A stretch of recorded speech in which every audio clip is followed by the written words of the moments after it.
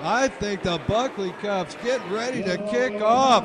What an amazing job by Justin Nolenberg with that national anthem. From Davenport, Iowa, Johnny Wisdom.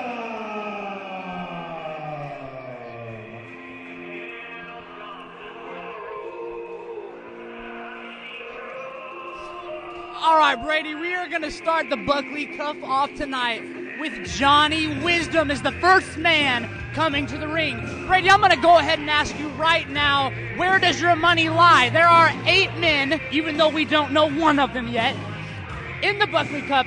Who is going to win it? Technically, because of weather, one thing we got is Johnny Wisdom straight into the Buckley. Second, we got more than 8. We have 11 competitors in the Buckley Cup tonight, Periwinkle.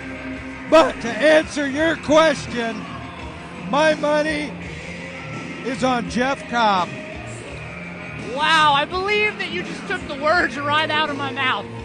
Is it true that we just agreed on this?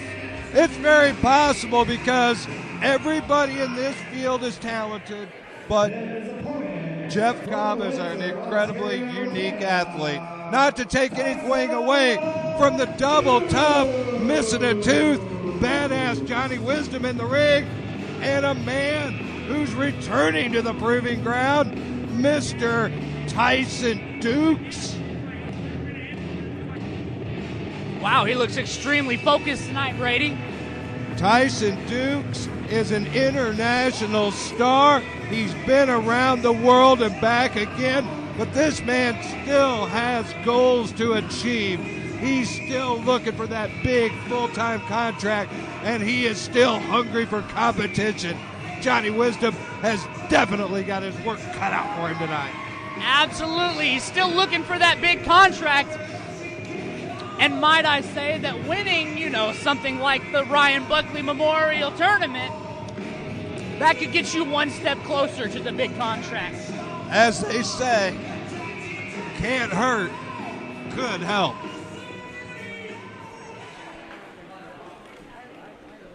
Looks like the match is about to be underway. This should be something special. No nonsense with Johnny Wisdom. You know he's straightforward. You know he's an old school fighter. And here we go. And the 2016 Buckley Memorial Tournament, it's underway, Periwinkle. And a quick collar and elbow. And look at Tyson go for that arm and control the action quickly. Interesting. The match starts and Tyson immediately neutralizes the arm. Well, he is probably the slickest technician in the field, and definitely the most internationally accomplished, and probably used to the most big main events of the entire field. Not that we don't have an absolute array of stars in this, but Tyson Dukes, he is really an accomplished competitor in this sport. He is, absolutely, but you can't take anything away from Johnny Wisdom tonight. I see this as being a pretty equal match as they get going. Well, I'll tell you what, Johnny Wisdom, he made it into this match because of not a great win-loss record, but we've never seen him have a bad match. He does not take a backward step in a fight. Even being controlled right now by Tyson Dukes, you know Johnny Wisdom's nowhere near giving up at this point. So it looks like Tyson's just interested in neutralizing that body part at this point. It's extremely interesting. He's going straight to work on the arm. Arm and the shoulder. You know what that feels like. Right up there on the old collarbone, too, it looks like a little bit. Absolutely. I sure do. Not wanting to brag about a broken collarbone, but moves like that might be sending Johnny Wisdom on his way to one. And look at Tyson. Chicken, kind of a version of a chicken wing almost, the way he's got that arm bowed over like that. Wow. And, Wisdom wanted no part of that. He let the ropes make that break for him, and that's a good ring generalship when you're locked in something like that. Absolutely. When you've got somebody like Tyson, he's putting a lot of torque on that. Oh, he knows how to get every ounce out of every move. That's really what put this guy on the map. He is an absolute technician in that ring. There's no two ways about it. Oh, and clutches off Wisdom, goes under, and a nice hip toss, and Tyson continues to control that action. Oh, and a big shoulder. Wisdom's in real trouble here, Perry. He is. He found his way to the outside, which is a smart man's game. If you are getting your rear end handed to you, why not peel to the outside and try to get your wits together real quick? Yeah, that's a good idea. Calling for the timeout's not going to help. You just need to get out of there. Wisdom knows better than that. And meanwhile, look at this.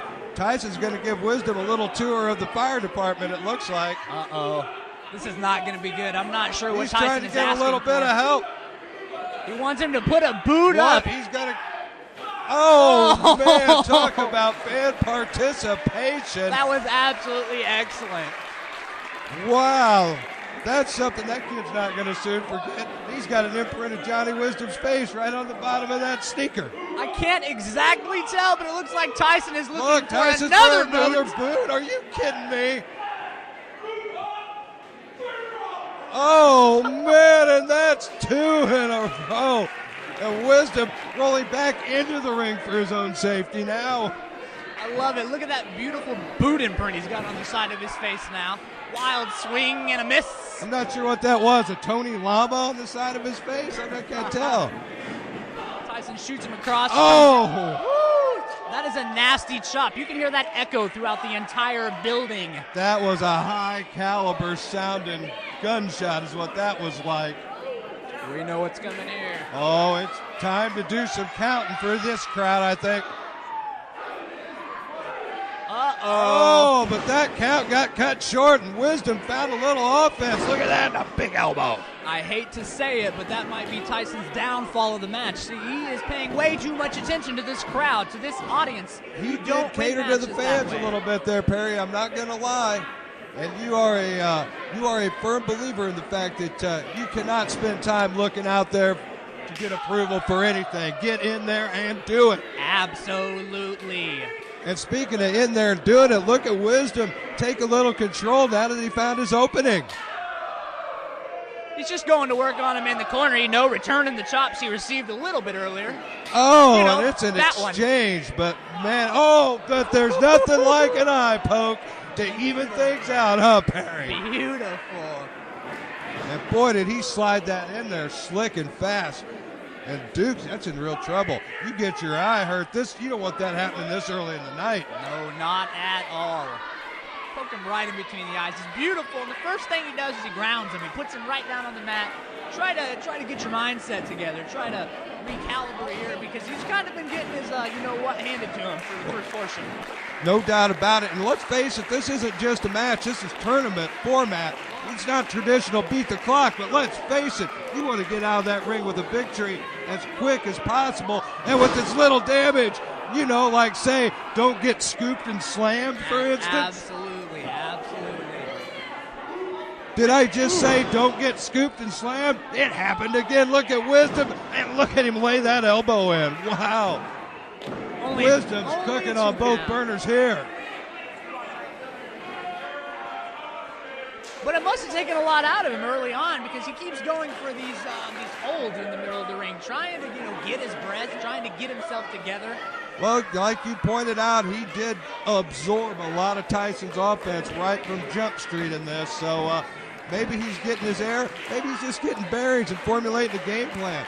Maybe that early game plan went a little awry for him with getting off in a bad start like that. I don't know. It's all speculation now, but I don't have to speculate that Tyson Dukes is really sinking some elbows in, but another scoop and a slam by Wisdom. Oh, no. Brady, there's a term for that. I call it personally going to the well one too many times. You dropped that forearm a few seconds ago, and it worked beautifully, but this time, not so much. No, the bucket came up empty on that one, but despite that, look at this. Wisdom finds himself right back with a rear chin lock, tries to control the action, but Tyson, he's going to move him up in those ropes and try to make some separation. And he succeeded, and he returns the favor. Very interesting. Looks like Tyson's, taking a book out of Johnny Wisdom's page by applying a sleeper hold. No doubt about it. This is just an exchange of maneuvers. A lot of tit for tat, and I don't even know what tat is. I don't think we need to know what tat is. You just laid that punch in. Did you hear that, Brady? Absolutely. How could you not? But like we said, look at Wisdom. He's not taking a backward step in this. He's not the prettiest guy in a match. He's not the most technically sound, but he is one tough son of a gun, and he's going to need to be because he just got a face full of canvas, courtesy of Tyson Dukes. He's going to need to be a tough son of a gun after he just got his dome driven into the mat. Wisdom is in absolute trouble. There's no doubt Tyson has controlled the majority of the match. Wisdom's found a little of his offense, but look at this. Dukes is right back in that driver's seat controlling this. Oh, rolled through by Wisdom, saves himself there possibly, but ends up with more damage and a 2.5. That is 2 DDTs back to back there. You know how much it takes to kick out of 2 DDTs back to back?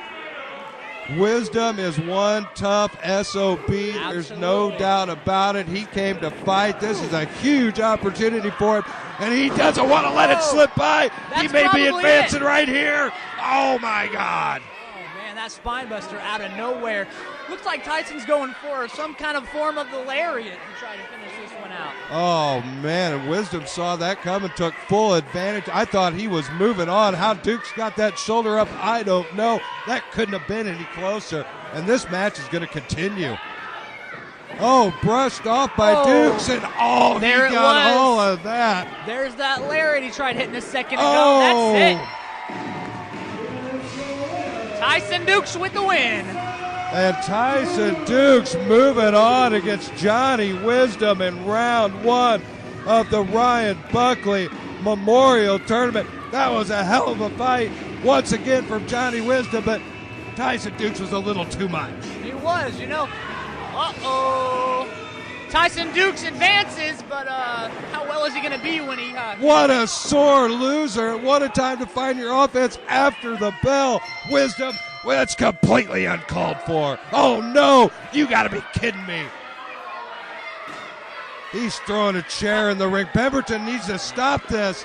Get that chair away from him, Pemberton. No, he doesn't. He doesn't. You know. Oh, my God. My. Right across the shoulder. Woo, that is not good. Tyson Dukes, good luck in round 2, my friend. I told you Johnny Wisdom wanted this victory bad, and he absolutely blew his top losing this match. And how's that going to fare for Tyson Dukes moving forward? He got a victory, but he may have lost the war right there.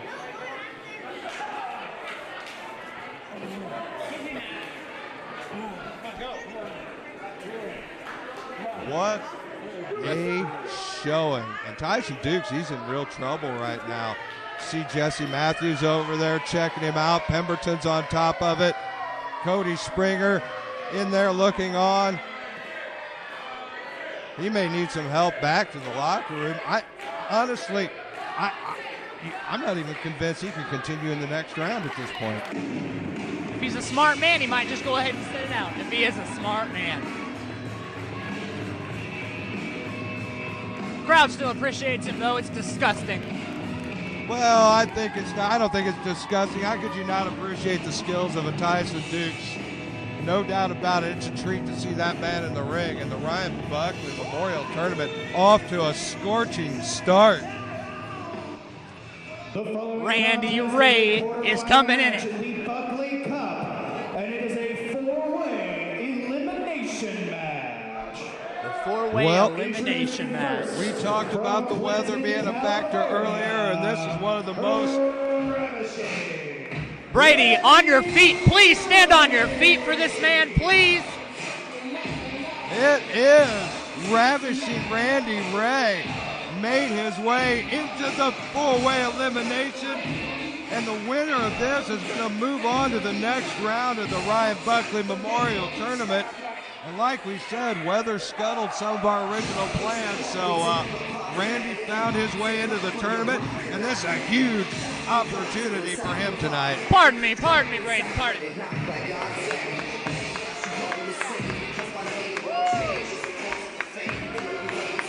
And Periwinkle absolutely ecstatic to see his man Randy Ray back in the proving ground with a chance to win the Buckley, I might add. Brady, that's the best hips in the business, baby.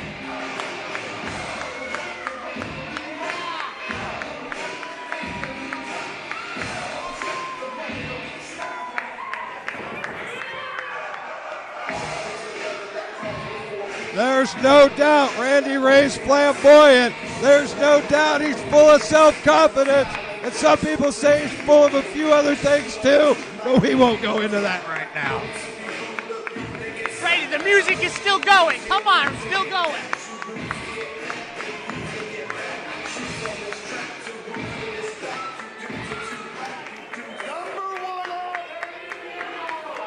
Introducing next, from the Great White North, Shane Saber. Well, gonna sit down for this guy. Now here's a first time in the proving ground. This guy's absolutely been tearing it up north of the border. Shane Saber found out there was an opportunity tonight, and he didn't waste any time getting here for it. He has a chance to win a four-way and move on in the Buckley Cup in his initial appearance. He found out there's an opportunity, but he picked the wrong day, Brady. He is stepping in the ring with Randy Ray in this four-way. He picked the wrong day. Sometimes you don't have a choice on what day. Sometimes the day picks you. And that was the case with Shane Saber. And let's face it, it's his first time here, so nobody here is going to have a chance to scout him. Now here's another guy that's been in the proving ground for a couple of matches, and we have seen some great stuff out of Craig Mitchell here. We have. You know, I'm not normally the kind of guy that'll put someone over, but this cat right here, he's pretty impressive. I'm not going to lie to you. Oh, he is extremely strong, extremely agile, a lot of speed, compactly built. He has a lot going for him. Craig Mitchell, he's the real deal in that ring. He is, but he's in the wrong match. I will continue to repeat this throughout the entire match, just letting you know, Brady. Well, there's still one more competitor. Maybe that will change your mind. Who is it? Who's the final competitor that's going to get their backside handed to him from Randy Ray? Who is it? We must be close to finding out because we've got three of them in the ring right now. Bring him out here. We are ready. I'm sorry, Randy is ready for anyone.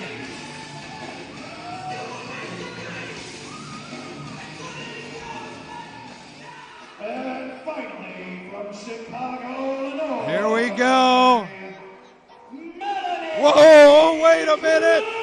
The First Lady of PGP is back. Dear Nobody could be more familiar with Melanie Cruz than you, Periwinkle. You know what? Nobody wants to be familiar with Melanie Cruz. This broad right here, she can just turn around and walk back the way she came. I have nothing, and I mean nothing good to say about Melanie Cruz. Well, I tell you what, the PGP fans have plenty of great things to say about her. She is absolutely loved in the proving ground. And you know what they really love? Watching her whoop your ass in that one match. Not funny, Brady. Not funny at all. The sun was in your eyes, I know. The sun was in my eyes. I was tired. I couldn't see straight. I lost the contact. My glasses fell off my head. I don't care what the reason was. She's a cheating broad. That's just a plain rough night. Boo! All right, Melanie Boo! Cruz stepped into the Buckley Cup. I absolutely can't believe it, Periwinkle. I don't want to believe it. Why are these people cheering this woman? I already told you why. They love Melanie Cruz. You know, I'm not doubting Randy. I'm not doubting him at all, but I don't like the odds of this anymore. Well, that's the thing with these four-ways. You've seen them before. Not always the best guy. Sometimes it's the luckiest guy or the most opportunistic, depending on how things fall in there. And that's something that we know a lot about, Brady. Opportunities. Well, there's no doubt Randy Ray has proven to be an opportunist many times in his long tenure here in the proving ground, as has Melanie Cruz. Now, Craig Mitchell, pretty new. And as we said, Shane Saber, who's locking up with Craig Mitchell, brand new debut right here. I only see one smart man in the ring right now, Brady, and it's the only man that hasn't done anything. Oh, and then there's gets the what you were advantage looking right for. There. That's my boy. That's Randy. Lay him in, Randy. Put the boots to her. Waiting for opportunity, and he found it. And look at him laying in those big blows right to the kisser of Melanie Cruz. Right. Throw her face to the mat while she's down there. Introduce her to it. Shove her face all over it. Pull her hair. Kick her in the teeth. Do whatever you got to do, Randy. You are the man, baby. Randy Ray's completely out of control. Well, maybe he's completely in control because he is controlling the action, and Melanie Cruz, she's in trouble. Something it looks like we forgot to mention early on, Brady. This match is elimination, but is also under tag format. I think it's kind of a lucha tag format when you get this many competitors. There may be a little latitude given, but yeah, it's mostly supposed to remain two people in the ring at once. So we'll see if that breaks down or not. But right now, look at Shane Saber. He's taking the brunt of the anger that Melanie Cruz has built up right now. Brady, I have been there. I have felt that chop.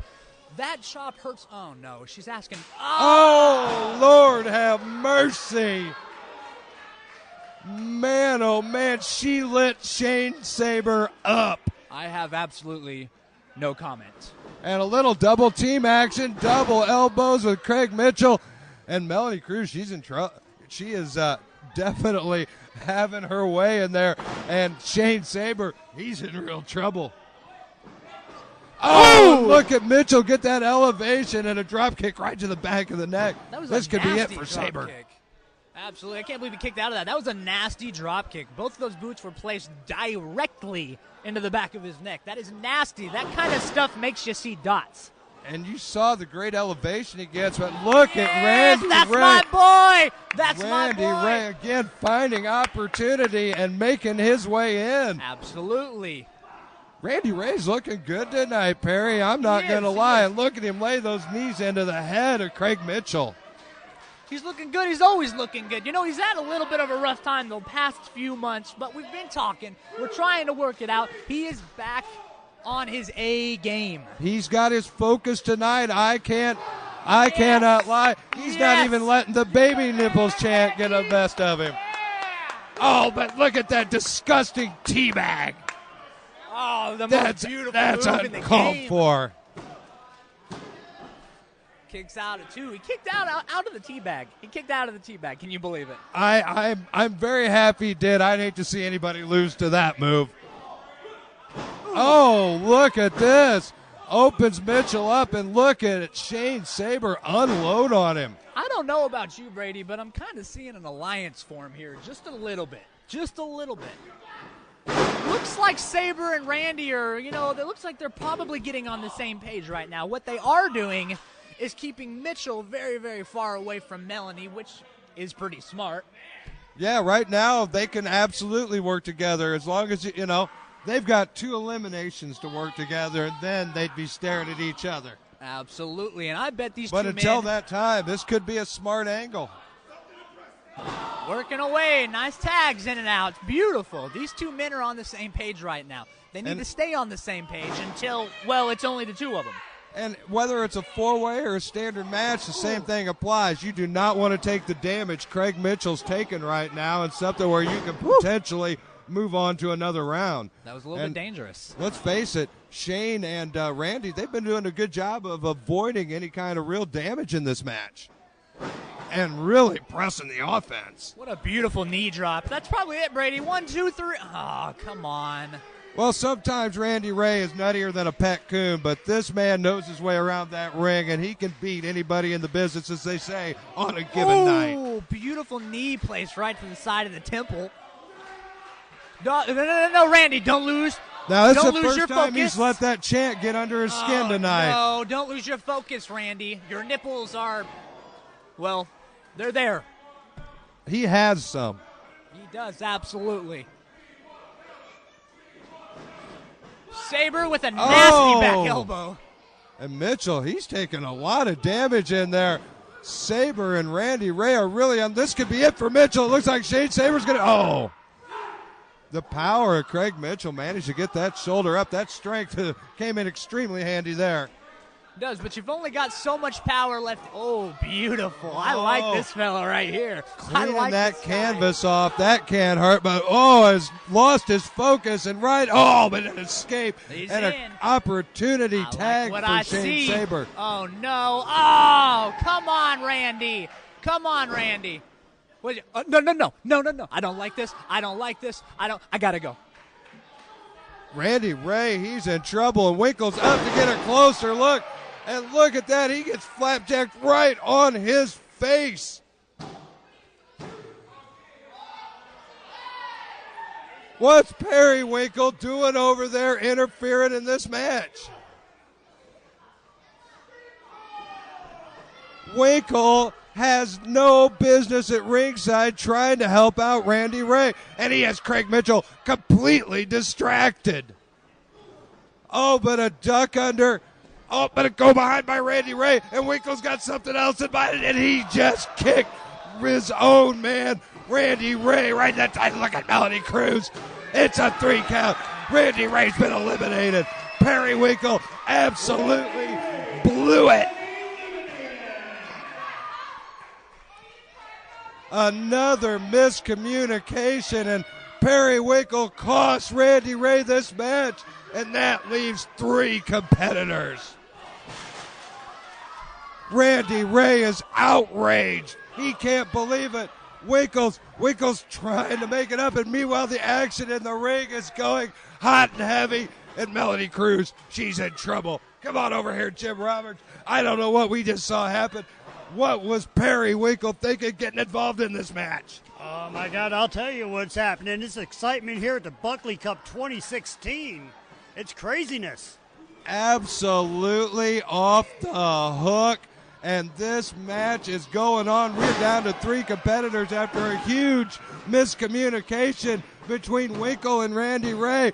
And the surprise entry of the night, Melanie Cruz in there still going strong, Jim. I tell you what, I still can't believe what I just saw. I mean, Randy Ray, Perry Winkle, those guys have been best friends for years. I'm stunned. I can't believe what I just saw there.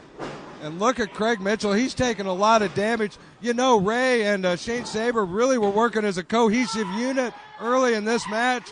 They inflicted a lot of damage on Craig Mitchell. He has really taken an ass whipping in there at this point.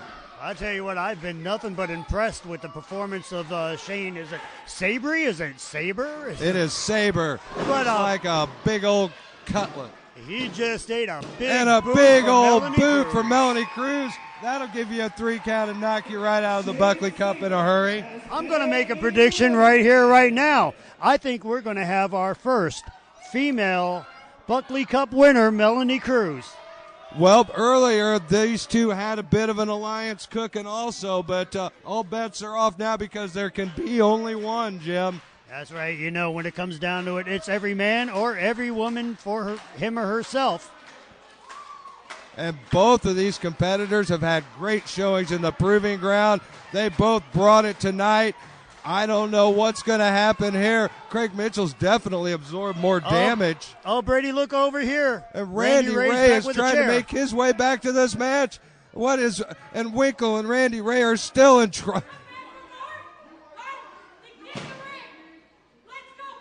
Randy Ray's got no business out here. He's been eliminated.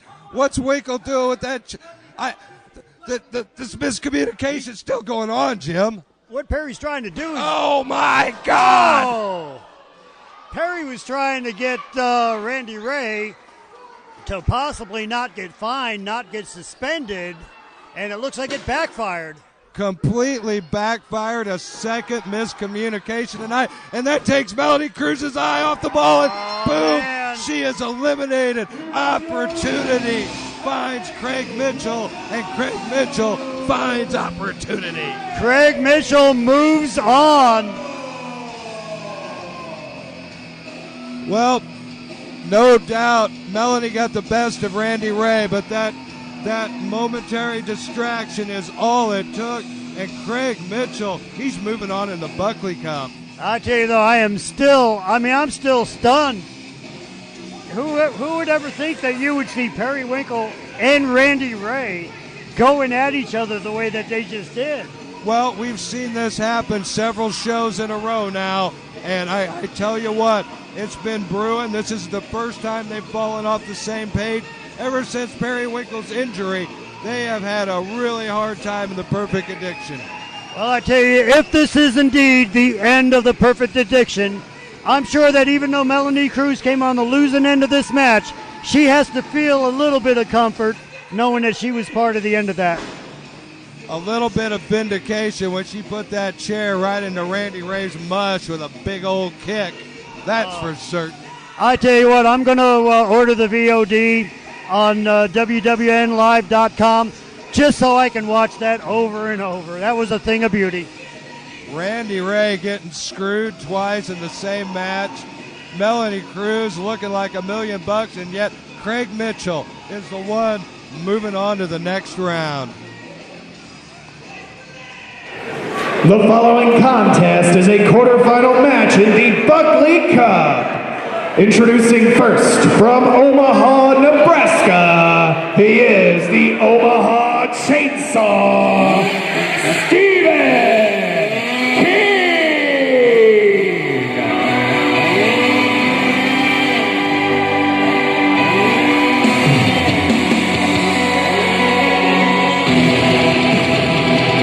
All right, the Omaha Chainsaw back in the proving ground, and another weather shuffle. Originally, we thought he was going to be competing for the PGP tag team titles tonight, but that didn't happen. He has made his way into the Buckley Cup, and I guarantee you the wild, crazy, maniacal, and extremely big and powerful Stephen King is going to be a load to deal with in that ring.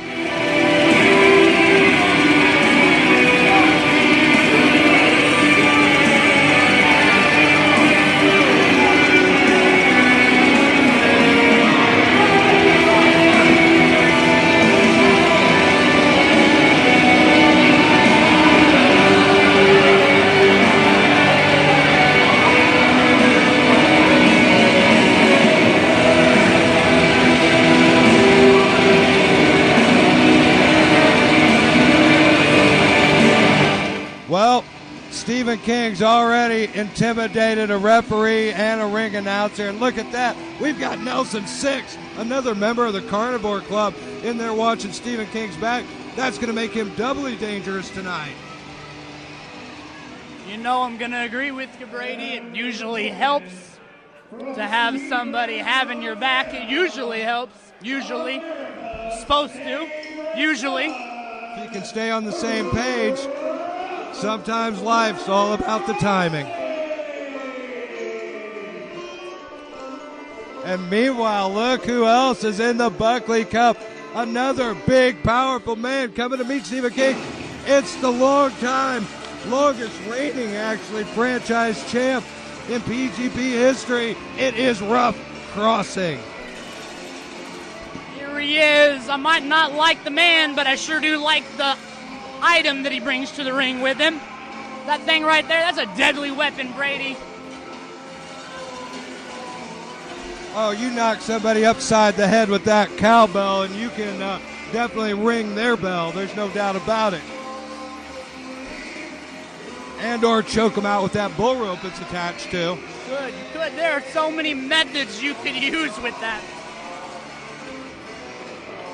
This is quite a match we've got here. Two big, powerful, scary men that can really bring the fight. What a matchup in this opening round of the 2016 Buckley Cup. It is, absolutely. This should be a wonderful match. I cannot get my focus right now. Take it away. Don't you worry about it. You just hang in there as long as you need to. Meanwhile, these two big angry men are getting ready to square off in what might be the most exciting match of the Buckley Cup tonight. This is going to be something else. All right, here we go, Brady.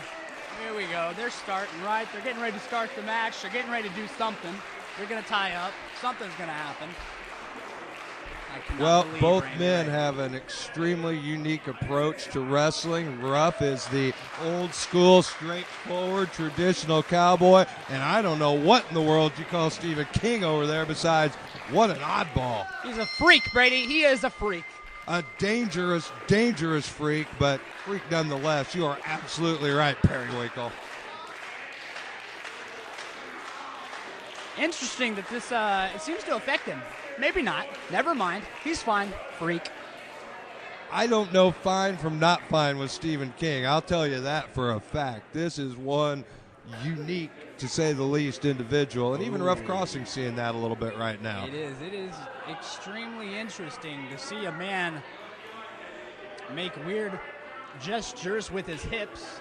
Wait a minute. You just got done praising Randy Ray for that teabag. You know, I'm not going to speak on Randy Ray right now, Brady. Oh, whoa, and Stephen King sinks a big boot in as Rough Crossing's looking to rock up for that Greco-Roman challenge. It's a nasty headbutt he delivered. It's so nasty it put Rough right on his back.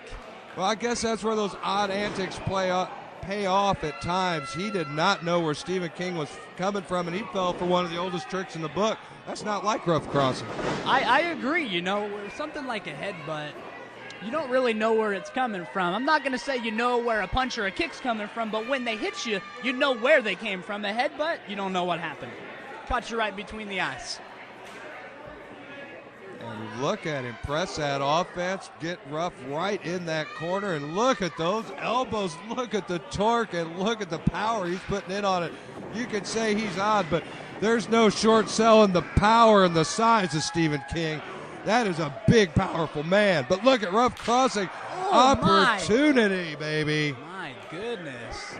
Stephen had this one exactly where he wanted it. This match has been right in the palm of his hand since it started, but now Rough looks like he's trying to mount some comeback here. Well, King definitely anchored himself to those ropes, and there was no way Rough could get him off. And that ended up opening Rough up, and King once again executing his offense. Rough needs something here. Oh, opportune escape there. But once again, those ropes come into play for Stephen King, and he delivered a huge boot. Absolutely. Rough was going for an O'Connor roll there, but Stephen Ring, he held on with all of his might and then met Rough with a boot.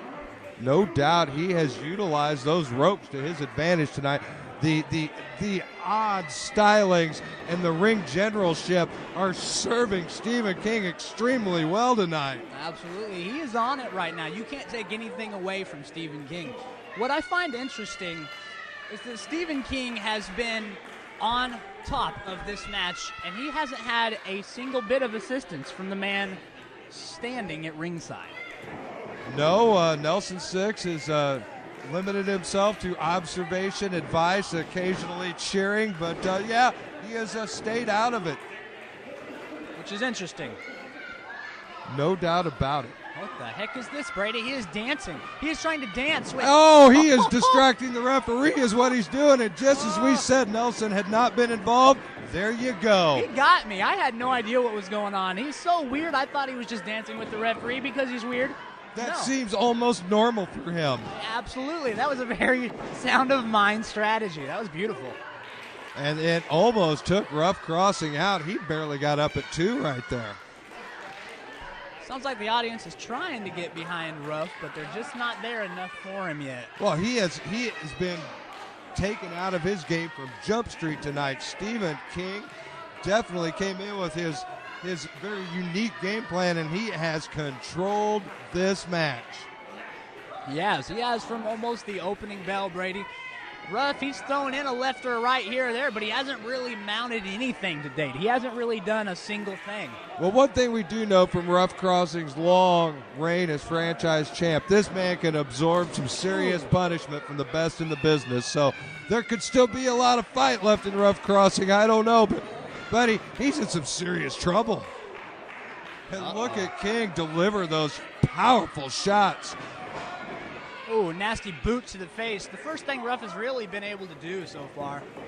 Created some separation, but that beautiful. did not pay off for him either. He found himself right in a huge meat hook clothesline. He did. Rough was going for that lariat that he uses all too often to win matches, but it just was not there for that one.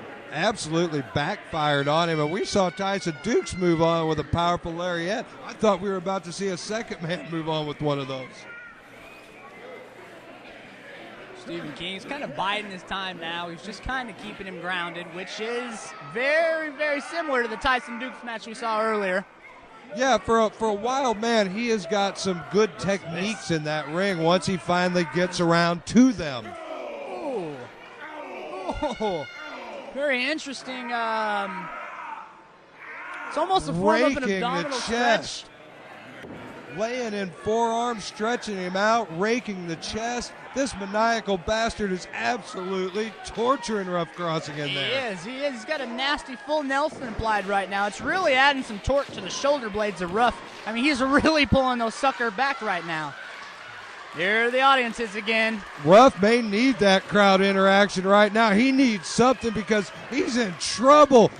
Oh, a nice reversal. Oh, he did find something right there. Wow, where did that come from? Out of nowhere, a reversal, and basically bulldog Stephen King straight down into that mat. That was interesting. It's very confusing because 1 second Rough was standing behind him, then he passed directly behind him, and then he slammed his face into the mat. Wham, bam. Ooh. And the old reverse atomic drop. That's never fun. And Ruff's finding that offense now. And he's got Stephen King reeling. It looks like he's finding his groove now. Begging King out of the corner. Belly to belly. Oh, we've seen him take out a lot of people with that. Oh, my God. I thought that was it. Belly to belly. It's only a 2, Rough. Sorry, buddy. Man, oh, man. And we've seen him go to the pay window with that belly to belly several times in the proving ground, too. You know, there are several moves that I have seen Rough go to the pay window with, and he's going for several of them right now. One thing, though, I don't know if those ropes are where he does his best work. This could be a mistake. I think you're reading the future, Brady. That's not his game. I don't know what he was thinking going up there. And, man, he gave Stephen King way too much recovery time trying to find his foot placement on those ropes. He did. Who is Stephen King telling to shut up right now? Can you tell me? Because it looked like the turnbuckle. I'm just curious. With him, he may well be speaking to the turnbuckle, or it may be speaking to him. I wouldn't bear to try to make a guess on that. Oh, man. But a double choke down slam and Rough Crossing. He may be down and out. Look at that. That's probably it, Brady. Oh, a 2 count. That's 2 nasty high-impact moves in a row. Takes a lot out of you. It takes a huge toll on your body. If Rough is going to win this one, I'm just saying he probably needs to do it right now. No matter what, if he finds a way to win this match, he's another guy I'm not so sure is going to be capable of move on to another round. Look at the punishment he's taking. Hell, he's not moving right now. He is. He's taking some nasty punishment, but it's nothing like the punishment from the chair shot we saw earlier tonight. Nope. And look at Stephen King. He's absolutely on top of his game and moving in for the kill right here. Ruff's fully compromised. Looks like he's going after the legs, some kind of submission he's going to go. Ruff's trying to fight him off, and he managed to. Get those heels into the midsection and push Stephen King off. What's he looking for here? He's looking for that clothesline, but he didn't find it once again. Stephen King sniffed that out. Brady. Brady. There it is. Oh, my Lord, what a clothesline. That's what he's been looking for. He found that lariat, and it's taking him on to the next round. There it is. Rough Crossing advances to round 2.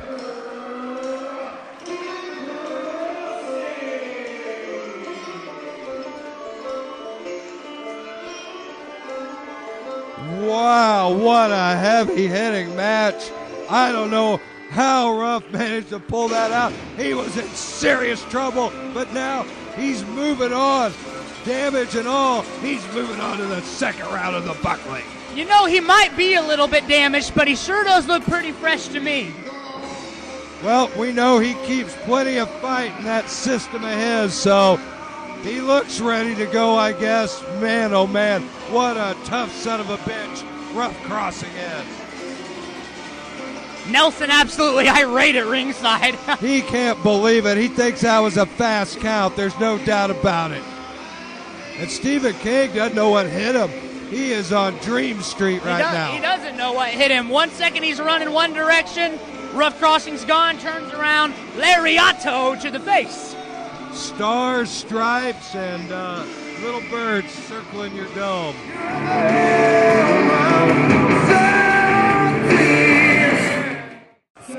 playoff crossings moved on. That only leaves one pair of competitors left in the first round of the Buckley. Is the winner of the 2015 Buckley Cup, Bad Wolf, Blake Edward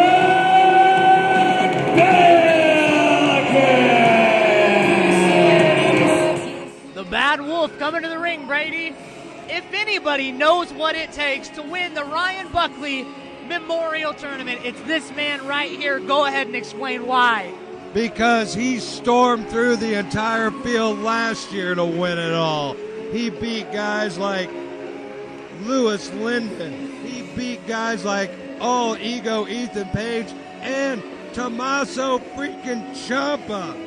Currently signed to NXT, Tommaso Ciampa.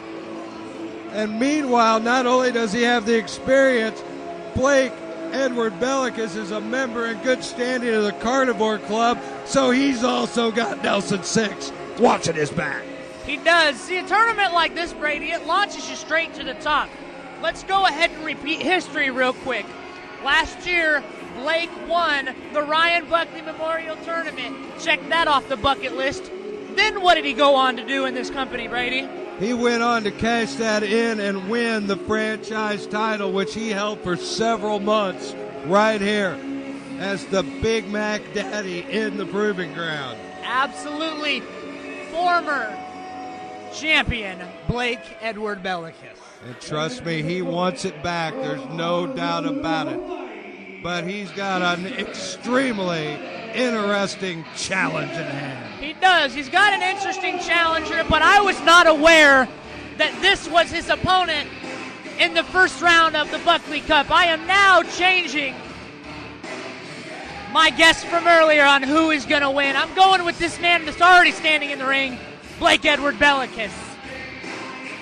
I tell you what, I'm going to stick with my prediction. I don't know if it'll hold true or not because no doubt we heard Jeff Cobb and Blake Bellicus square off verbally on the Indie Power Rankings earlier in the week.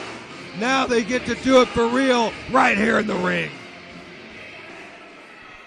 This is intense. I can feel this. This match hasn't even started yet, and I can already feel it. This is going to be something special. Blake Edward Bellicus, a man that's been the cutting edge champ, a man that's been the franchise champ, a man that's been the Ryan Buckley Memorial Tournament champ. He's pretty much done it all in the Proving Ground. But wow, what a man to debut here. Former Olympian, Mr. Athletic, Jeff Cobb. This man will suplex you right out of your boots, Periwinkle. He will. He is a suplex machine. I can't take that from him, but he is in the ring with somebody that knows what it takes to be a champion. Oh, and look at the power of Cobb. And Blake is not used to facing a guy with this kind of power. He is usually the power man in most of his matches. Might have been the power man, but according to Blake right now, he just had a handful of hair to gain the power advantage. Well, that could have happened. I wasn't looking close enough. I don't know if that's in Jeff Cobb's game or not, but any advantage you can get is an advantage you might need to take in the Buckley Memorial Tournament. Absolutely. As they say, just win, baby. Oh, and a nice fireman carry takeover, and Bellicus is down, and look at Cobb. He's controlling that arm and controlling that action. That was a beautiful transition. Blake thought he had this one right where he wanted it. He had him in an arm bar. Nice reversal from Blake, and now he's controlling the arm, and he's getting cheered on by Nelson, who's getting a real good view, and we know he's not shy to get involved. We saw that earlier tonight. So Cobb, he's going to have to keep his eye not only on his opponent, he's going to have to keep part of at least a little of his concentration outside that ring as well. He is. Here we go. Blake's got the hammer lock right. Man, second time. Nice. Drops it with the old toes. That's twice now, Brady. Twice. Count him. He has had the hammer lock applied 2 times in a row, and Cobb finds a very quick way out of it. No doubt. He let his feet do the talking. He is a master of an escapes. He is a master of pretty much anything in that ring. That's why we're so excited to have him debut here in the Proving Ground. So excited to have him here in the Buckley. But like we said, what an opponent to draw, last year's champion. This may be one and done and back to California for Jeff Cobb. Back to Honolulu, Hawaii. It might just well be. Man, look at the power. I can't get over the power of this man. He makes about 2 of Blake. It is unbelievable. This man is so strong, that huge, thick neck, those traps he has put together like a tank. But, hey, Blake Bellicus is no slouch. He knows his way to the gym, too. He does, absolutely does. He knows his way around the ring. Oh, he's been in there with some of the industry's Man. very, very best and come out on top. Hell, we just said he beat Tommaso Ciampa last year. Indeed he did. He did. He just can't seem to find his footing right now. I'm not sure what's going on with Blake. He just can't seem to gain an advantage over this man. Well, I tell you what, when you got the ring game of a Jeff Cobb and accented with that immense power, that is a load in there to handle. And meeting the guy for the first time, you just don't, you can have, I guess, a bit of a game plan, but a lot of this is just going with what you know in there, feeling your way through it and just trying to find that victory. That looks like what Blake Bellicus is doing right now. Oh, man. Blake was trying to go for a suplex there. And now the delayed suplex, and look at Cobb's really got him up there. Do you have to delay it, really? And down after 14, and that's got to be it. He just absolutely rang. Oh, he rang Blake's Only a bell, 2 count, dropping though. him up with that delayed suplex, and he's continuing to press that offense. Oh, my God. Lord! Did you see the height on that back body drop, Brady? Sweet Jesus, I thought he was going to throw him through the roof of the fire I'm department. not so sure his feet didn't hit the roof from here. Looked like it did to me. Holy cow. And Blake got all of that one, believe me. He absolutely did. That made me close my eyes. I'm not going to lie to you. I don't know what he hit, but it closed my eyes. I tell you what, and look at Cobb press the offense. Man, oh man, he came to win this. This is making my pick feel pretty good right now. You know, your pick is looking pretty good right now. However, Oh, but that top rope doesn't show any mercy. not at all. Beautiful And boy, placement. howdy, and look at Blake go right in after that damaged throat. Absolutely. Drop him across the rope and then go in to the damaged area. Right across there, almost like the old Eddie Gilbert hot shot, just draped that throw. And speaking of draped across the rope, look at this distraction. And Nelson Six, he's paying dividends right now. Absolutely. Looks like Blake might have a game plan. He might have something that we haven't seen so far, a game plan. Well, he is a vicious and talented competitor in there. There's no reason he wouldn't have a solid idea what he wants to do. Absolutely. He's done absolutely everything. And look at him utilize that athletic tape. And look at I don't Brad see Fox anything. is trying to get in there and see what's going on, but he didn't have a good angle. Absolutely not. The ref did not see in any way, shape, or form what was across the throat of Jeff Cobb. And Cobb, he's aware, and he's getting rid of that excess tape. Oh. But that opened him right up for a couple of palm strikes right to the throat. Absolutely right back to the wounded body part. Beautiful suplex. He couldn't hit it earlier, but he got it now, Brady. Yeah, now that he's damaged the big man and no doubt affected that oxygen, it's not going to be easy to breathe after you've had your throat draped across the top rope, the bottom rope, and two of his Blake Edward Bellicus' thumbs. Uh-oh, this one is spilling to the outside, Brady. This could get ugly out here. This is not what Jeff Cobb excels at. He is not a street fighter, and this is something that Blake Bellicus is very adept at.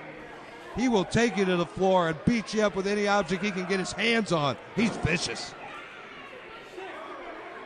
That's what you call mastering the ring, Brady. See, there is a way to wrestle in the confines of the ropes. However, when you spill to the outside, you got a few more things to play with. You got the apron, you've got the posts, and well. Oh, like and you found might a drop chair. a guy right across a steel chair, for instance. Okay, maybe that idea backfired.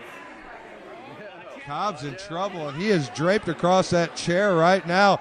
But look at Brian Fox. He's trying to get the action back in the ring, but Bellicus is once again distracted, and Nelson Six pays dividends again. Sneaky, sneaky, sneaky. I'm smiling, Brady. You see me? You see my teeth? I'm smiling. I tell you what, game plan definitely in effect here. Having that extra man has proven to be a huge advantage in this match. And Nelson and Blake are really on point, really on the same page tonight. Absolutely they are. Blake, you might be taking a little bit too much time, though. I know the damage is done. The chair's been involved. You had some assistance, but get him in there and beat him, Blake. Don't waste time with a man of Jeff Cobb's caliber. That would be my advice. Oh, and he's not wasting time there. He brought a vicious knee in, and that's got to be it. What? Oh, my God. It was a nasty knee drop. You know where it was dropped? Pretty close to that throat, too. Once again, there is no doubt that is the body part that Blake Steele is focused on, and that chop was right into the throat, too. Lays him down on the mat. Ooh, double knees to the chest. Right in that same damaged area. Look at Blake Steele. This is a clinic on just again, destroying Brady. A body part. Do you see what I see? I see what the ref can't see. Well, what do you see? What's going on? It appeared to me as if Blake found that wrist tape, a little bit more wrist tape, put it across the throat. I'm just wondering if the ref can't see it. Well, it's extremely hard. That black tape in tight is extremely difficult to see. And you get your hands on top of that. He definitely could be working that. There's no doubt. We just don't have the vantage point to see it. He's looking. He's in there awfully close. I can't believe. Uh-oh, Brady.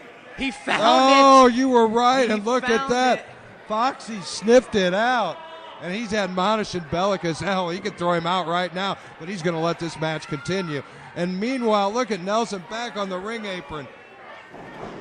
Distracting Cobb, and Bellicus goes in and rolls him up for a quick 2 and a go behind into the rope.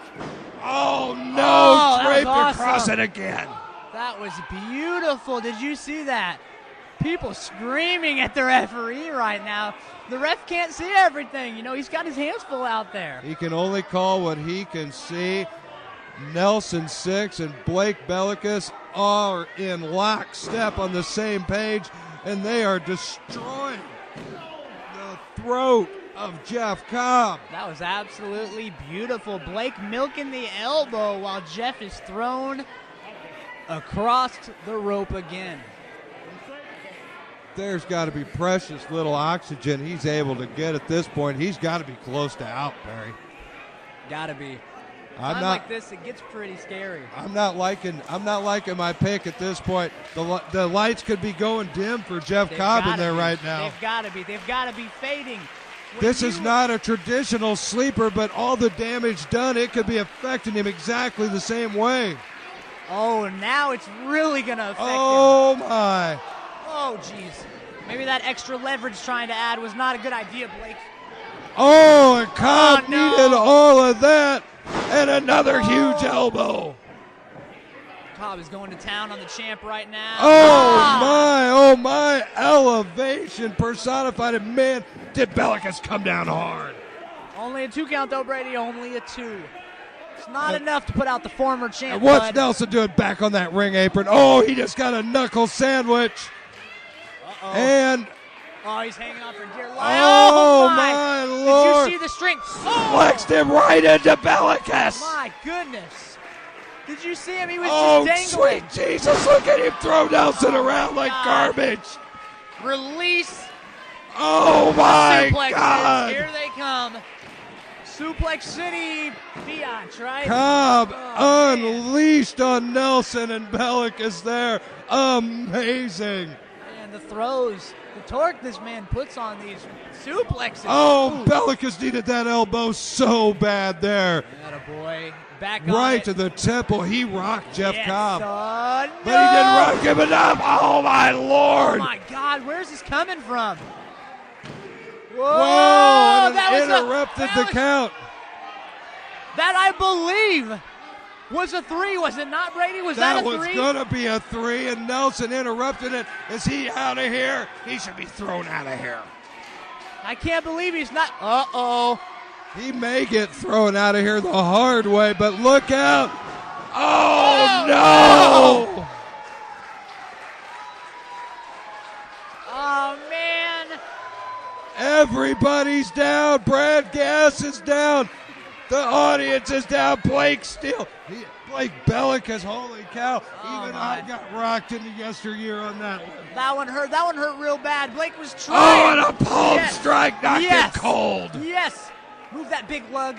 Come on, He Red. moved on with palm strikes last year. Oh, my God. Are you kidding me? Bellicus can't believe it, and neither can I. I thought he knocked him cold with that. I can't believe it. I can't believe it. I can't even speak right now. That And was he's the loading bomb up. strike. He is loading up another one, and Cobb doesn't know what's waiting for him right now. That's okay. Turn around, buddy. If he turns around into this, it's lights out, Winkle. It is absolutely lights out. He's got him where he wants him. He's just kind of waiting. He's baiting him right now. Good night, Jeff. Oh, saw it out of the peripheral, duck under. No! Sweet Jesus. That's it. That's called the Tower of the Islands, Brady. That is what he finishes him with. Holy moly, what a match. Jeff Cobb, absolutely amazing. My God, did you see the strength of that move? Did you see the strength of that? Incredible. Unbelievable. And what a fight. Blake Bellicus damn near took that home at least 3 times.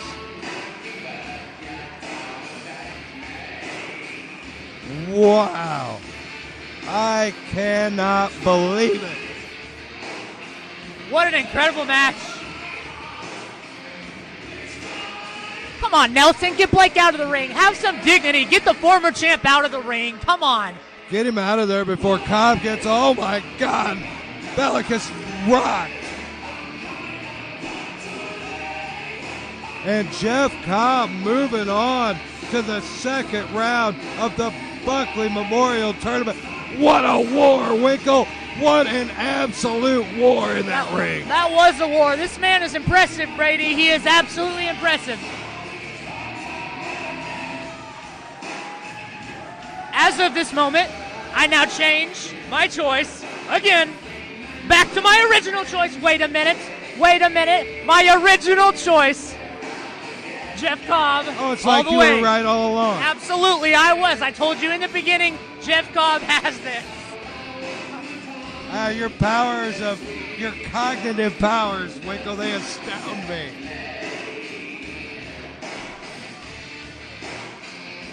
Whew. Well, Brady, that's it for first round matches. We have seen 4 men go on to compete in round 2. But now it's time to change the pace. This is something really special. Thanks to Full Impact Pro, we are going to have a tag team championship title match tonight. Absolutely. With the weather making it impossible for Team IOU to get here, Full Impact Pro has graciously allowed us to have an FIP tag team title match right here tonight.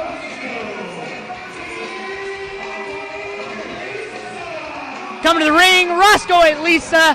One man I am fairly familiar with. Zach Sawyer's the other. Mikey, I'm not too familiar with him, but I've seen what this team can do. I've seen their work. They're pretty good. I can't say anything negative against them. They are extremely talented, and they may well be your next Full Impact Pro Tag Team Champions. There's no two ways about it. Not only are they talented, they are extremely familiar with the Hooligans. Hell, they're running buddies, but when the belts are on the line, Barry, friendships can fall aside. That can happen. That absolutely can happen.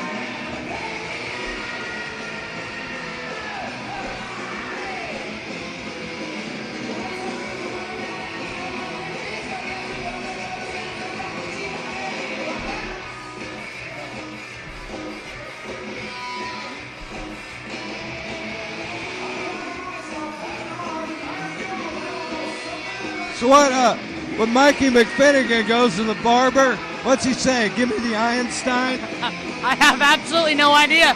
What is wrong with that man's head? I've seen better looking chia pets.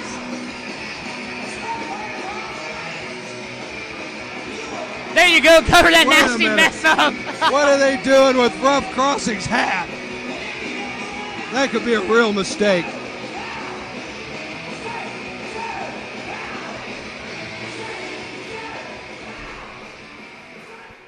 And their opponents, the FIP Tag Team Champions, please welcome back to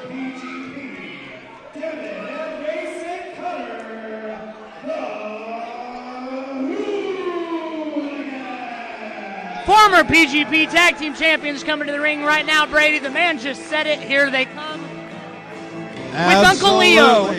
With Uncle Leo, it's the Hooligans. Ooh, sorry, had to do it. I apologize. The Hooligans coming to the ring.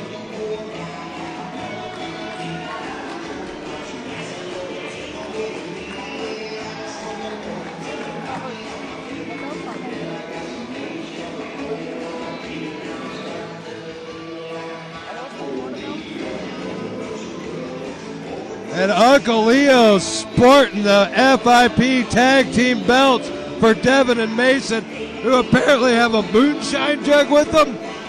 Sure looks that way, Brady. You know, it's just kind of like a little, it's a preamp match. You know, it kind of gets you going before the match. It helps you out. Can't disagree with them. Well, they are literally about the hottest tag team on the indie circuit today. That is one big reason they're holding FIP gold right now. Literally. But what an opportunity for Roscoe and Lisa. We've seen these guys in the Proving Ground have great matches. Hell, we saw Zach Sawyer fight Blake Bellicus for the PGP title. We thought he was our champ for at least half a show. Absolutely. I remember that match. You want to know why? Because it should have been me. I was in the #1 contenders match against Zach, and it should have been me that went on to fight Blake, but he cheated. Well, despite that, you do know the kind of talent and the kind of sneakiness that Zach Sawyer possesses, and you know he can pull a match out even if he may not deserve it. He did, absolutely. He didn't deserve to beat me, but he did it. He did it. And the records speak for themselves. Wins are wins, losses are losses, and this would be a huge win because they would be leaving with the FIP gold. Absolutely. Oh, and like I said, they're well versed with the Hooligans, and they know their roughhouse tactics, so they got a chair of their own. Come on, Hooligans, get Uncle Leo under control. The man is out of control. He may be tired of riding in the van with Roscoe Eat Lisa. I told you they're running buddies. This is amazing that they are getting the shot at the FIP title. I don't know how the Hooligans feel about this. If they're excited for this, if they feel like they weren't ready for it, I don't know, but I'll tell you what, this should be something spectacular and special right here. You know, Brady, when you're a champion, you're always ready for it. There's nothing you're not ready for when you're a champion. And they have held plenty of championship belts, and they will continue to collect them. I don't know, the Hooligans, like we said, probably the hottest tag team in all of indie wrestling. Always winning the Indie Power Rankings polls. #1 last year, #1 the year before. At the end of the year, top 50. Can't disagree with you at all. Looks like the Hooligans are trying to get a chicken chant going to start this one out. Zach wants everybody to please be quiet, though. Not bad. Not bad. Not impressed, but not bad. Well, he's not the biggest dog in the fight, but he is an absolute wizard on the canvas. There's no doubt about that. Zach Sawyer's, he is a slicker than Teflon in there. And Mikey McFinnigan, he's flat out crazy. So, hey, who knows how this could go. We know it's going to be a fight, though, and we know it's a fight for a title. Here we go. Aww. That's precious. Absolutely precious. They do adore each other. You can tell. It shows. I believe he just kissed him. Adorable. And giving him cuddles. Yep.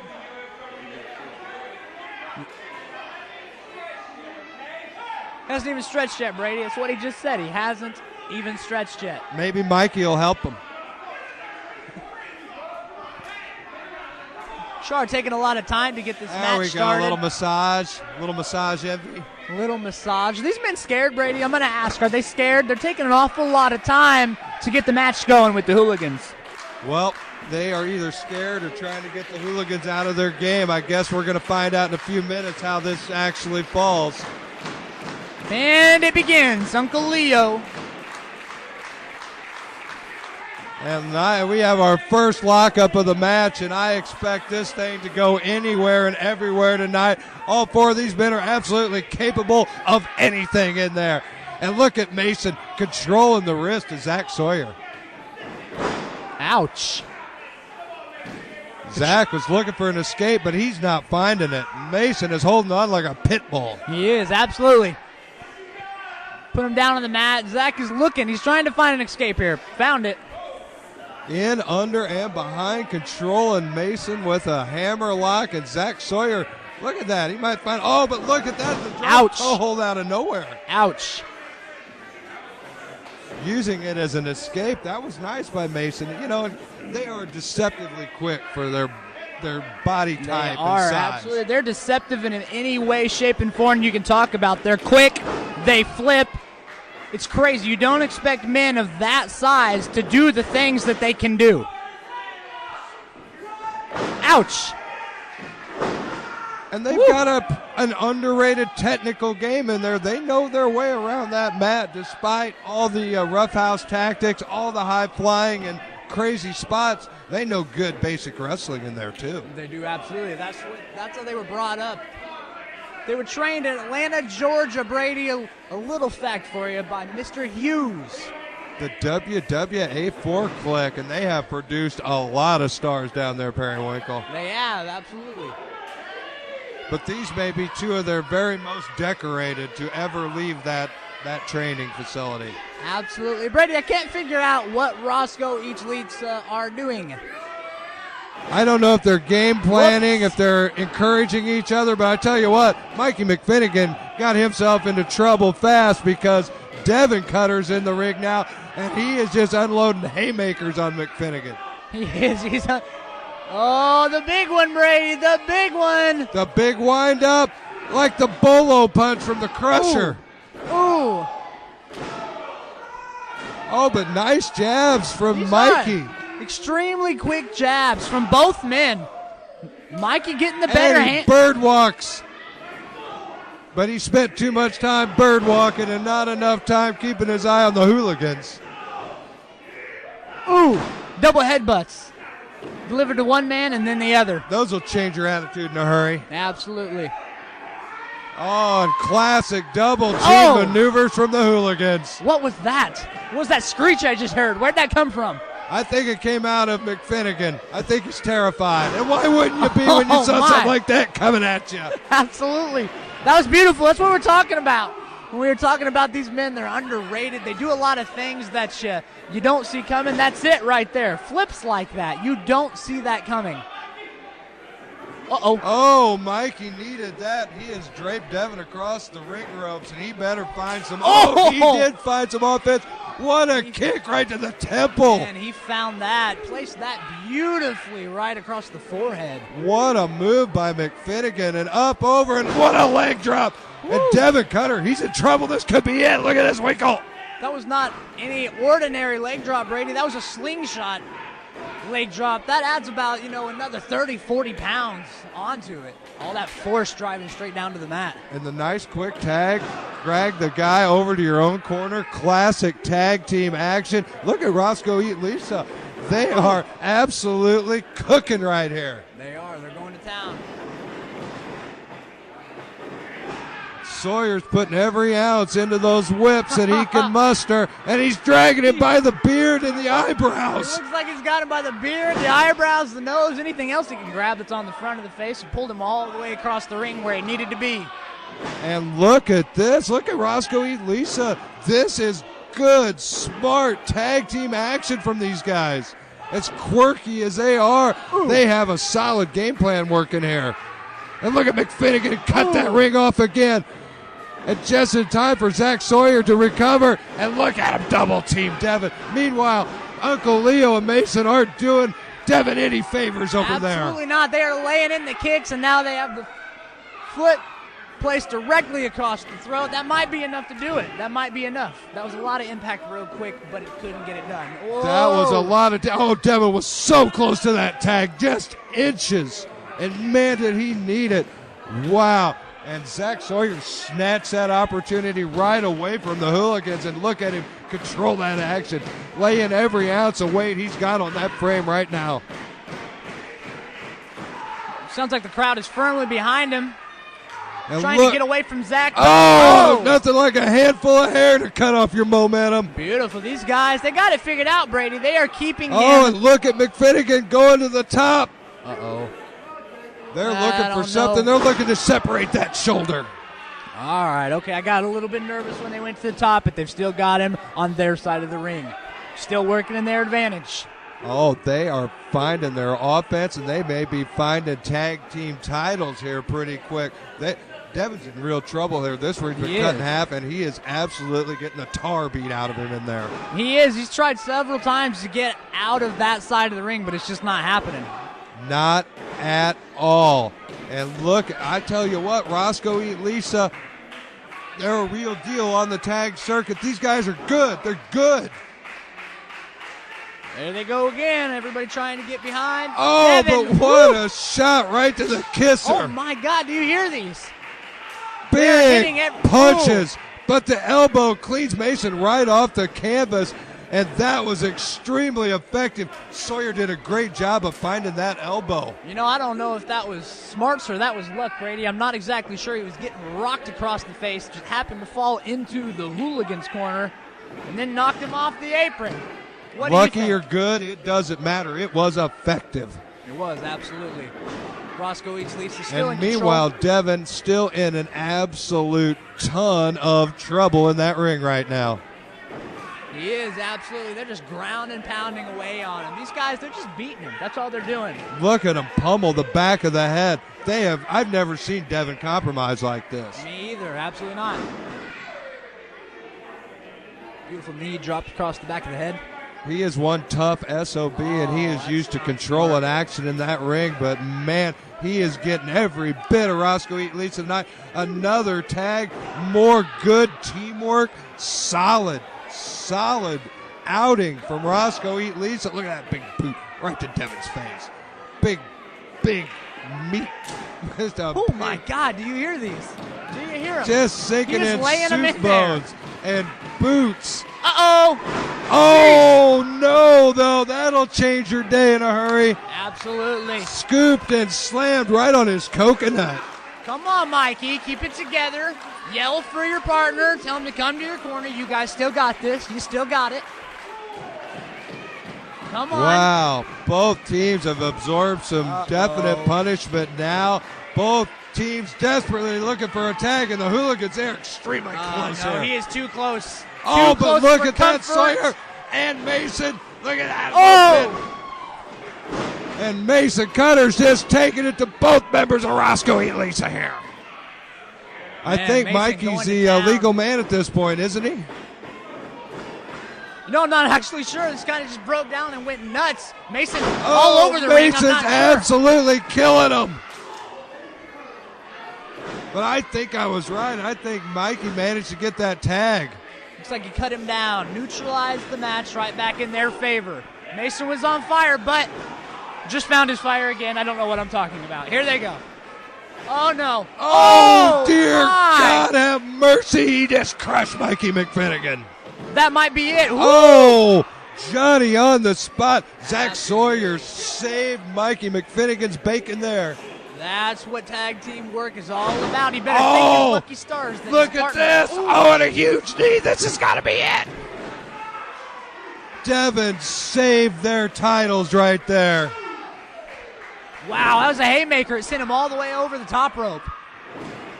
Look at him sinking in those soup bones, and they've got Sawyer's in trouble here, Periwinkle. Oh, no. We've seen this one too many times, Brady. Oh, my God. They dropped him on his head. They're not done yet. That's it, Brady. Oh, wow. Wow. Wow, And not often that you McFinnigan kick out of that. saved Sawyer, and Sawyer got absolutely crushed. There was no way he was kicking out at 3. There's no way. It was not going to happen. Oh, look at that. Oh, my Lord. Double team maneuver for Roscoe Eat Lisa. Oh, my God. Good God, they killed Mason. Brady, I believe that we have new... Oh, my God. Wow. Wow. What does it take to kick out of something like that? I do not know, but this is one of me. And Black Leo, what's he doing up there? Uh-oh, they got the jug. Oh, Leo got pie-faced to the ground.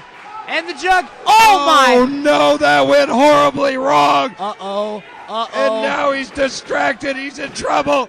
And it's a 3 count. And the Hooligans retain the FIP Tag Team titles. There it is. Maybe a little bit of help from Uncle Leo. Maybe a little bit.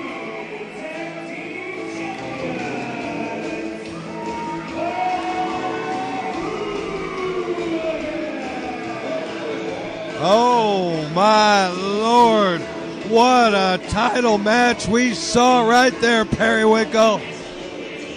That was beautiful. You know, there really aren't any losers in this match, well, except for Roscoe H. Lisa, they lost, but damn, that was a beautiful match, Brady, beautiful. Extremely entertaining, and thanks to the Hooligans and thanks to Full Impact Pro for making that happen.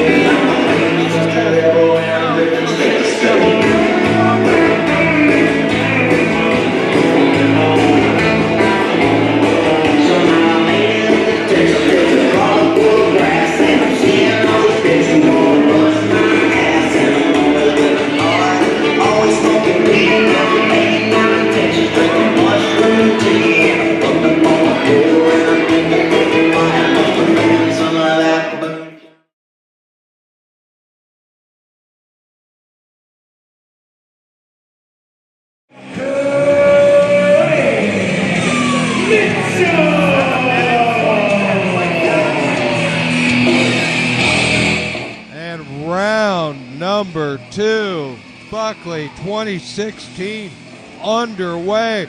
Craig Mitchell advancing out of the 4-way elimination in round 1 to make it to round 2. And he will be facing Tyson Dukes.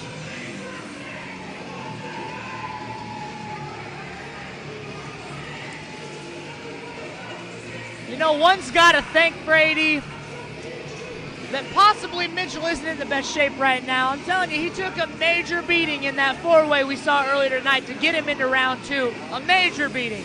But let's not forget, Tyson Dukes took a brutal chair right to the shoulder. It looked like it really debilitated that arm.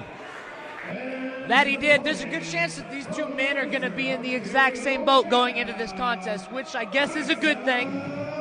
At least it evens the playing field. It does, it does. Here comes Tyson. Let's see how much he's favoring that arm, if he is at all. It might be all right, but let's not forget the arm took a nasty hit earlier. He's had some time to put some ice on it. He's had some time to think about it, but that was a vicious, vicious chair shot.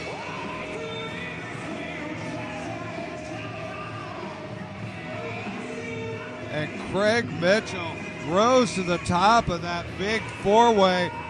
No, that's probably still a little bit of a sore spot with you, Periwinkle, but nonetheless. You know, I'm not going to talk about the match at all, but there's the winner of the match right there. But like we said, he moved on after taking an awful lot of punishment from Shane Saber and Randy Ray early in that contest. You know, I noticed when Tyson was going to get in the ring, he went to use that arm to pull himself up with the rope. Had to stop and pause for a few minutes and give it a shake or two. So he definitely is still feeling the effects of the chair shot to the arm. I wouldn't see how you couldn't be. I mean, that was just an incredibly vicious attack from Johnny Wisdom. It was uncalled for, no doubt about it, but Wisdom blew his cork. Tyson definitely suffered for it. And Tyson, speaking of suffered for it, just took a big shoulder block from a solidly built Craig Mitchell. That was nasty. That was nasty. Put Tyson down. Let's face it, Mitchell, he's powerful. He's got that low center of gravity. He's got what you need to take a man off his feet and really hurt him. Dude, actually, those two men, they just hit like two trucks head on. It put both of them down, but I'm thinking that Mitchell got the better of it, I have a feeling. But Dukes always keeps himself in peak condition. Look at that, man. That is an athlete in there. There's no doubt about it. He didn't earn his reputation for nothing. No, that is for sure. He's got a side headlock applied right now. Followed up by a takeover. Pretty nice, pretty clean. Ooh. A lot of basics. Another one right in and over. Oh, but a nice leg scissors from Mitchell for an escape. Oh, but right back into that takeover. That would be 3 head scissors. Out of a headlock takeover that returned right back into a headlock takeover, and now we have a pause in the match. Two men kind of feeling each other out. Little show of respect there with the exchanges in the middle of the ring. A lot of chain wrestling in there. A lot of reversals in there right now. has not broken down into a real brawl or physical encounter at this point. More of a technical display. It is, which might not be in Tyson's favor. You know, chain wrestling, that involves a lot of the arms. With the arm taking the beating it took earlier, I don't think that's what I would be trying to do at the moment. But that is his A game, is that he is such a technician in that ring. So that you may go with what you know more often than not, regardless of how you feel. Which isn't always smart. Here he goes. Oh, ooh, I thought he was looking for a fireman's takeover, but he turned it into a takedown, and Mitchell almost had his shoulders put to the mat there. And look at Dukes grind that knee in right across the side of the face like that. This is interesting, Brady. It seems like Mitchell's a little bit out of his element right now. I'm not sure if the beating he took earlier tonight has something to do with that, but he seems out of his element. Well, Tyson Dukes, this is a big-time opponent for him, and this is a huge opportunity. You know, he wasn't even sure he was going to be in the Buckley Cup until late in the tournament. And to find yourself in the second round against a star like Tyson Dukes, there could be some butterflies involved here too. I have a feeling there are. That's kind of what I was hinting at. I have a feeling there's some butterflies going. But Mitchell, he hasn't taken too much. Now, Tyson has controlled this action, but he's not necessarily inflicted a huge amount of punishing damage on Mitchell at this point. Attacking the arm, going after it. Oh, there's some nice elevation, but a good escape from Tyson as he works his way back down. Big whip in the ropes, and a nice hip toss right in the middle of the ring. Mitchell, he's in trouble. Ooh, we saw it earlier tonight. We saw Tyson hit a hip toss and follow it up with a shoulder block just like that. But this time it took a little bit more. It took a little bit more to get Mitchell off of his feet. But Tyson managed to get that shoulder in the second time, really got all that. He took him off his feet, and now he's chasing him down on the outside of the ring. And like we said, that might not be the best place for a technician. This might be a better place for a guy from the streets of Chicago out there on the floor like that. I'm going to point something out real quick, Brady. They were both right here on the outside of the ring, and a fan over there put his foot up in the air. If you remember earlier, Tyson, which is in trouble. Oh! Not good. Tyson was bouncing people's faces around off of boots. Now he seems like he's a little bit more focused. Definitely not having the interaction with the fans right now. He is staying laser focused on Craig Mitchell at this point. No doubt about that. But the laser focus isn't helping at this point because another one of those huge elevating drop kicks right to the back of the neck. We saw that earlier in the night, and Mitchell really delivers that well. That's nasty. That drop kick is nasty. I can't get over it. You know, it's almost kind of dumb because it inflicts a lot of pain on Mitchell as well. He takes that nasty hit to the mat when he applies that drop kick. I tell you what, though, when you put it in the back of somebody's skull like that, it's got to put them on Dream Street. Absolutely, it hurts them, but I'm guessing that it probably hurts Mitchell just about as much, maybe less. It certainly could, but there's that power game on full display there with a big, hefty scoop and slam on Dukes. Nasty slam. He had some force behind that one. He really laid it in there when he threw him down on the ground. Well, Mitchell is incredibly powerful. That is well established. So everything he does, all the basic moves come with a lot more strength and torque than the normal man's going to usually put on you. Trading back and forth. And no almost middle doubt, of the ring. An exchange of blows, and Mitchell goes a little low with that boot right into the breadbasket. Went for a kick. Didn't seem like he could square up Oh, with but Tyson. a nice duck under and a huge chop to the chest of Dukes. That was nasty. There's that power you've talked about several times. Really laid that in. That was a stinging shot to Duke's chest right there. And look at him really putting that pressure on the neck, the chin, the back of the neck where he delivered that drop kick earlier. Really he did. following up on that nicely with that knee in the same spot. Tyson's trying to get something going. He's been in control the majority of the match, but he's trying to regain control right here. Well, that'll certainly help you with some big elbows right to the midsection. And he created the separation he needed, but he found himself right back in trouble with another boot and a quick suplex. It's another nasty slam with a lot of impact behind it, Brady. he gets such quick rotation when he snaps those off, and he really drove Dukes into that mat. He does. That's all Dukes could do to get that shoulder up at 2 right there. Drove him down extremely hard, but it was not enough to finish the match. Now, there's a ton of fight in Tyson Dukes. He is a pro's pro. Oh, and there you go. Talk about an exchange. He's talking about showing some power himself. That's Tyson Dukes, but and a nice escape from Craig Mitchell. Nice. And Craig is really a powerhouse in there. He just hoists Tyson up so quickly. Oh, but that a reverse atomic drop will slow you down. Ooh, well, nice usually, reversal. Not sure what nice Tyson was bridge. going for, but it did not work out. Can you tell me, Brady? I'm not sure what Mitchell's going for, but he keeps loading him up on the shoulders. Do you have any insight as to No, what he's he going hasn't for? been here long enough. I've only seen him a couple times, so some of his arsenal is a bit of a mystery to me. Ooh. No mystery there, though. 2 big, huge knees right to your chest. Yeah, That'll no knock the joke. wind straight out of you. Whew, And Samoan dropped right on your face. I bet that's what it was. I bet he was going for that TKO. I saw him hit that TKO on Randy earlier tonight. Scared me pretty well. I had to go down there and help him. Didn't work. Okay, wait a minute. I'm not going to speak on that. But I'll bet it's that change the subject. TKO. Yes, let's do. Indeed. Nonetheless, Duke's in trouble, and is this the big win that Craig Mitchell? This could take him right into the finals of the Buckley Cup. It This would be a absolutely could. monstrous opportunity for Craig Mitchell. Oh, that's a slow climb, though, Perry. Too slow. If you're going up those ropes, you need to get up them quick. You cannot take a slow climb in the world of pro wrestling. That ends in disaster damn near every single time you try it. It absolutely does. He got cut off right in the middle of the path on the way up there. Tyson And then you're chopping hung out to away. dry just like Craig Mitchell is now. It's not a good place to be when you're not in control, that's for sure. And they've taken the battle to the second rope, and Tyson's hanging on, but he's taking some big blows from Mitchell. Big forearms right across the chops. And where's Mitchell headed? He's trying to go to that top rope right now. Well, I no, thought you got to Mitchell be had kidding it. me.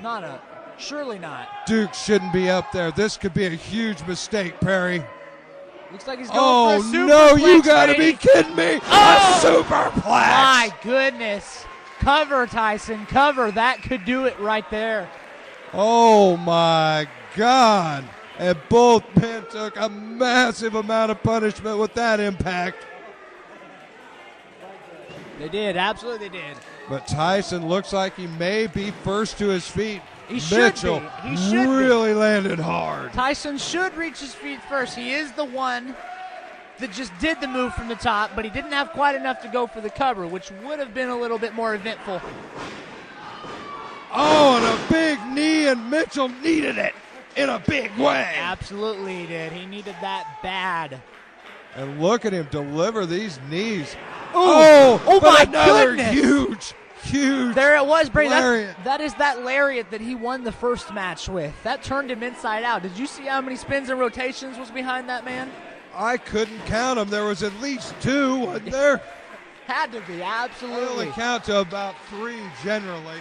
You know, it's interesting because that's the lariat that he won the first match with, but he's favoring that arm. He's shaking it. He's holding it right now. The arm that took the chair shot earlier tonight. Absolutely. Ooh. The arm is now hurt enough where he can't even chop him.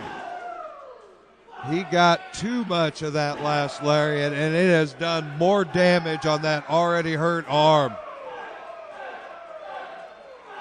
I know what they say about a one-legged man in an ass-kicking contest. What about a one-armed man? Probably not much better. There huh? it is again, Brady. There's that TKO. The TKO. Oh, look, he's going for that compromised arm. What a smart move. That is a smart man. That Tyson's going to have to tap out. I can't There believe is is no he done? way. He's in the flat-out middle of that ring. He might not be tapping, Brady. He might be passing out. He's not moving. He's not. Oh, He's oh. managed to escape Wow. in reverse. Where did that come from? I have no idea. Look at the pain on Tyson's face, though. That arm's absolutely killing him. He was immediately grasping the arm after that maneuver. tornado DDT. My Lord, what a move from Dukes. And that Out of rocked Craig nowhere. Mitchell's world right there. It did, absolutely. It dropped him on his head. There was a lot of torque behind that DDT. That wasn't He's your not average. going to, oh, he's trying to deliver with that there bad it is. arm. There's that clothesline again, the But lariat. that's not his dominant arm. That's not the one he wants. But he That's got it. enough of it. He's moving on. He did. He got enough of it. The first one applied enough pain to put him away with the second one. And Tyson Dukes really bringing a heavy hitting strategy tonight. Absolutely is. However, I don't like his odds going into round 3. That arm's done, Brady. It's just done. That's just it's a fact. He can barely maneuver it right now. Hell of a showing. And we don't know if he'll be meeting Rough Crossing or Jeff Cobb, but either way, you do not want to target painted on that arm for either one of those men. You sure don't, that's for sure. But nonetheless, off to the finals of the Buckley Memorial Tournament, Tyson Dukes.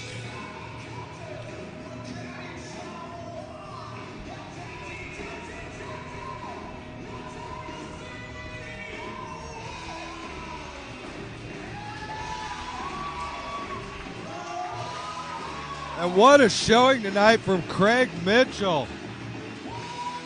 He brought the A game. He really made an impression on the Proving Ground fans tonight. He did. He made an impression on the fans, but he did not impress me. A loser is a loser, Brady, so let's move on.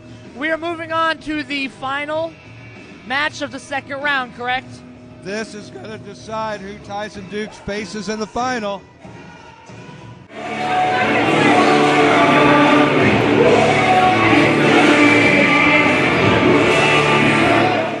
Well, there's no doubt Rough Crossing earned the love and respect of these fans by putting in some amazing championship matches.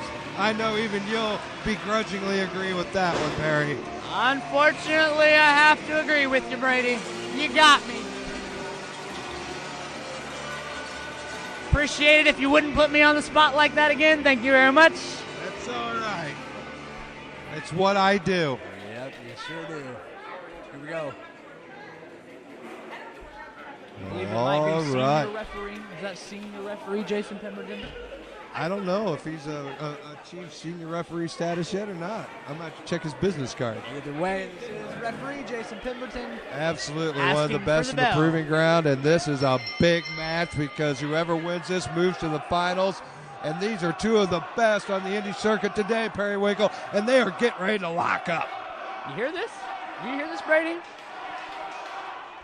Let's go, Cobb. Oh, and a quick handshake go behind. Oh, a little subterfuge from Jeff Cobb. You probably like that, Perry man, Winkle. how impressive would that have been if that was the end, the beginning and the end of the match? Extremely impressive. Oh, and a little something for Rough too. Call that a little tit for tat, don't you? This is interesting. This is an extremely interesting match, and it just begun. We almost had the fastest round in the history of the Buckley Cup. We did. Hey, what's fair is fair, right? And there's a handshake. Oh, very tentative and cautious handshake Yeah, there. absolutely. Smart And man who can now. blame either one of them? That's funny. Here we go. The match is really getting started now. I am already invested in this match. I am already interested. Won't There repeat was that, though. absolutely no reason not to be extremely interested in this match. These are two big bulls in there, both talented men, two of the absolute flat-out best on the circuit, and we're seeing them lock up for the first time right here in the Proving Ground, right here at the Buckley. They are. Nice lockup. Tried to outpower each other, and they released cleanly. And look They at that. released cleanly. I don't know why, but they did it. And Rough Crossing moving in on a leg, a little bit of amateur moves. That's really playing into Jeff Cobb's game. I think Rough should stick with his brawling. Yeah, it might not be the smartest chapter to embark But a upon. nice float over by Ruff. He is showing some quality mat game here. But as you'd expect, a veteran with the background of a Jeff Cobb, the Olympic wrestling of a Jeff Cobb, you know he is a master technician on that canvas. Oh, but nice Found an escape. He did. He found an escape. Nice, Impressive one, too. nice Impressive. dexterity from Rough Crossing. The big man can really move in that ring. He's won all of 6'3" or 6'4" in there, isn't he? He's a big man. He is a big man. Yeah, he's got the leverage advantage and the height advantage on Cobb. I don't think he would have the strength advantage. I haven't seen them both in the gym, but, well, I mean, Rough Cross is a strong dude, though. Let's not sell him short, but holy cow. Jeff Cobb's a human tank. Yeah, oh, Jeff but look Cobb at is that. a different kind of strong, that's for sure. A different kind of strong. And look at Ruff pick a body part. Old school. Controlling that arm. I don't know if Cobb saw this coming or not. Probably not. I would imagine probably not. If he has researched Ruff in any way, shape, or form, he probably did not see this coming. Oh, he had to be expecting fists, lariats, and big boots coming at him all night long. I would, absolutely. Why wouldn't he? Exactly. That is his modus operandi most nights, and that's taken him an awful long way in this business. So why would you change it if it ain't broke? It's moving slow. I'm kind of interested in the pace that Ruff is choosing right now. I did not see him trying to control the mat action in this form or fashion. And wow. Look at him hang on to that arm. This is an impressive display from Rough Crossing. It is. It's a different kind of strength that Cobb is showing us, but he can't really do anything with it right now. He's trying. He's trying to outpower him, but it's not coming. I made the statement that I was picking Cobb, but I'm not going to say I would be just absolutely flabbergasted and knocked over and surprised if Ruff pulled this out. Let's face it, Ruff's fully capable of winning this match. Yeah, absolutely, he is. Found his way to the ropes. And a clean release again. These two must respect each other. And they're both taking a little bit of damage on those arms, but whoa, a test of strength being called for? Test of strength being called. I don't know if Ruff would want to do that, but it looks like he might go for it. Well, he's got the leverage advantage. We did say that. He is one big buck-strong cowboy, but man, oh man, Cobb, what a monster. Yeah, Ruff's double thinking that test of strength. I don't think he's going to go for it. Maybe he is. Maybe he is. No, that's a little bit humiliating. Oh, come on now, Ruff. Ruff's kind of clowning him here. It's kind of funny, Brady. It's kind of funny. It is a little funny. I'm not going to lie. Maybe. They wanted to test the strength, but it doesn't look like they're going to get it. It's not from a lack of not trying, though. They're trying, that's for sure. Oh! He got in under him there and took him right down to the canvas. He did. Enough of making me look like a fool. That low center of gravity pays off for Cobb in a big way. Look at him get a hold of that leg and torture it. He found the ropes pretty quickly there. That must have been fairly painful. Yeah, Ruff wanted out of that fast as he could get out of that. There's no doubt. Normally you try to wait it out. You're like, yeah, this hurts. But you try to wait it out. No. He found his way to the ropes immediately. Again, it's that you got to have a little game plan in a tournament. Don't take unnecessary damage in there when optimistically you still got another round to go. What's he doing here? Why is he going up top? Wait, he's going to try that test of strength again. He's gaining some leverage, gaining some height. Oh, interesting. Oh, my. But that didn't work out too well. Nope. You know that mutual respect that I spoke on earlier? Might be right out the window. Sure did. It sure looks that way to me. It could be wrong, but... Whoop. Oh, my Lord! What a hip toss! What a scoop! And what a massive, powerful slam. God, drove him through the mat. He's not done either. And look at him cinch that in. That chin lock. Wow. Look at the torque and strength that Cobb puts on that. It's like he wants to rip the head clean off the body. He probably could. Look at the man. He probably could. Oh, knees straight into that spine and a big punch right to the back of the skull. That was a nasty twisting European uppercut to the back. You don't see that very often. That was nasty. Oh, man. That has got Ruff seeing stars. It has to. Looks like he's going for that stalling suplex that he hit earlier, Brady. Oh, man. Wow. That's a huge man up there. Man. He delayed that suplex with a man the size of Crossing. God. Holy cow. Did you see Ruff's eyes roll back in his head after that move was delivered? Oh, my God. Man, where did he find the I have goal never to kick out seen of that Ruff in a delayed suplex like that. So few men could ever get him up for that long. Woo. And the strength of Cobb on full display there. We never got our true test of strength, but that'll tell you a little bit. Yeah, well, we know. We didn't get it, but we know. And look at him, speaking of strength, look at him gaining some wind, laying in that weight, and absolutely grinding away on the neck and chin and rough crossing. That'll make it tough to chew your cornflakes. Ruff's out of it right now. It's interesting. Oh, Ruff just a couple of those vicious drives and one more for good measure. Man, those body slams are nasty. Oh, my goodness. Oh, and he looked for a shooting star press out of nowhere. Didn't see that one coming. Ruff did, but I didn't. No, I don't know how Ruff managed to get out of the way of that one. Man, it's a big man. Have all that coming down on you like that. What dexterity, too, man. He is so nimble. You wouldn't think, it's much like the Hooligans, you wouldn't think a guy built like that has that kind of mobility in him. Ooh, nasty hard buckle. Another hard buckle. Uh-oh, belly to belly. Oh, the Cobb escapes. Wow. That one's going to ring your bell. Uh-oh, now belly to belly. Oh, Rough that crossing escapes. Whew. These guys are back and forth returning the blows right now. What a battle. What a belly to belly. Belly to belly. He's moving to the finals, Winkle. Oh, it wasn't my enough. God. It wasn't enough. That's all right, Ruff. That's okay.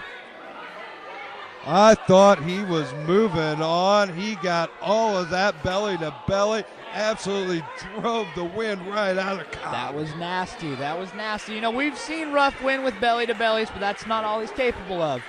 I think you realized it took him. Oh, jeez. bad timing on a big splash. He took that buckle in a nasty way and just got dropped on his head. He Brady. offered that foot, and Cobb took it and spun him right into that mat. That move. That's an interesting move. Oh, and he my. found the shooting star that time. No. Oh, and only a 2. I thought that was it. I honestly thought that was it. That shooting star, I went for it once, couldn't get it, but that time it was on the money. Cobb can't believe that was only a 2. He thought he got all of that too, just like I thought. Yep. We know rough crossing, just how tough that SOB is. We might have He's still counted in him there out. fighting. We might have counted him out a little bit too early. Probably shouldn't have done that. Oh, and hangs onto the rope for self-preservation and finds a huge elbow he needed severely bad. Oh, the big leg. Could that be it, Brady? Right across the throat. Damn right that could be it. Oh, I don't know. He did not apply enough pressure to those shoulders. That was a pretty nonchalant cover. I think he thought he had all of that. He was already thinking about the final round there, Winkle. He was. He needed to grab it. You can't take anything for granted with a guy the caliber of Jeff Cobb. That very well could have been it. Very well, but a kind of fairly sloppy cover. And now I think a cardinal mistake. He has really given Cobb valuable moments here. Here it is. But here's what I was talking about earlier. Wouldn't it be awesome if we got to see a match of the dueling lariats later tonight? Looks like he's trying to warm that big meat hook of a lariat up right now. Oh, Cobb ducked under. Oh, and a big suplex on crossing. Oh, no. Wow. Wow. That was awesome. Amazing. I did not see that coming. What a battle. What a fight. And what a final we've got waiting for us with Tyson Dukes and Jeff Cobb later. Yeah, that amazing. That was an amazing match. I loved that from the very beginning to the very end. I was definitely invested in that match. Very intriguing. Very intriguing. Hard hitting and flowed so well. Really told a story in there of 2 athletes that wanted this night. Wow. And a show of respect and sportsmanship. He's showing respect. I thought we were going to see a different story being told, but that's an awesome show of respect. You didn't hear that from me, but that's awesome. They earned it from each other. Awesome match.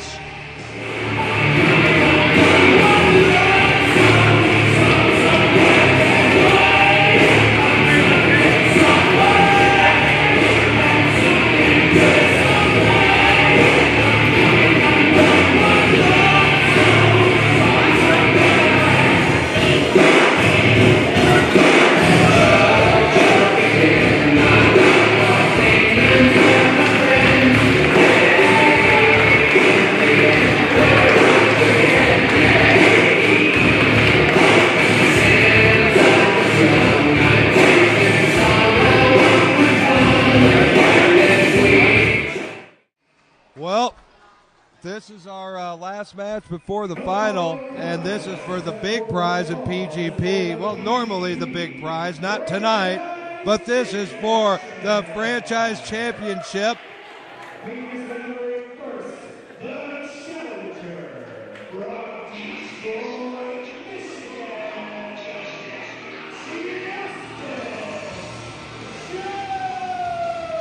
Another battle of huge big men in this sport with the massive and powerful Justice Jones, our current #1 contender, looking to take the franchise title away from Dirty Jake Dirdin.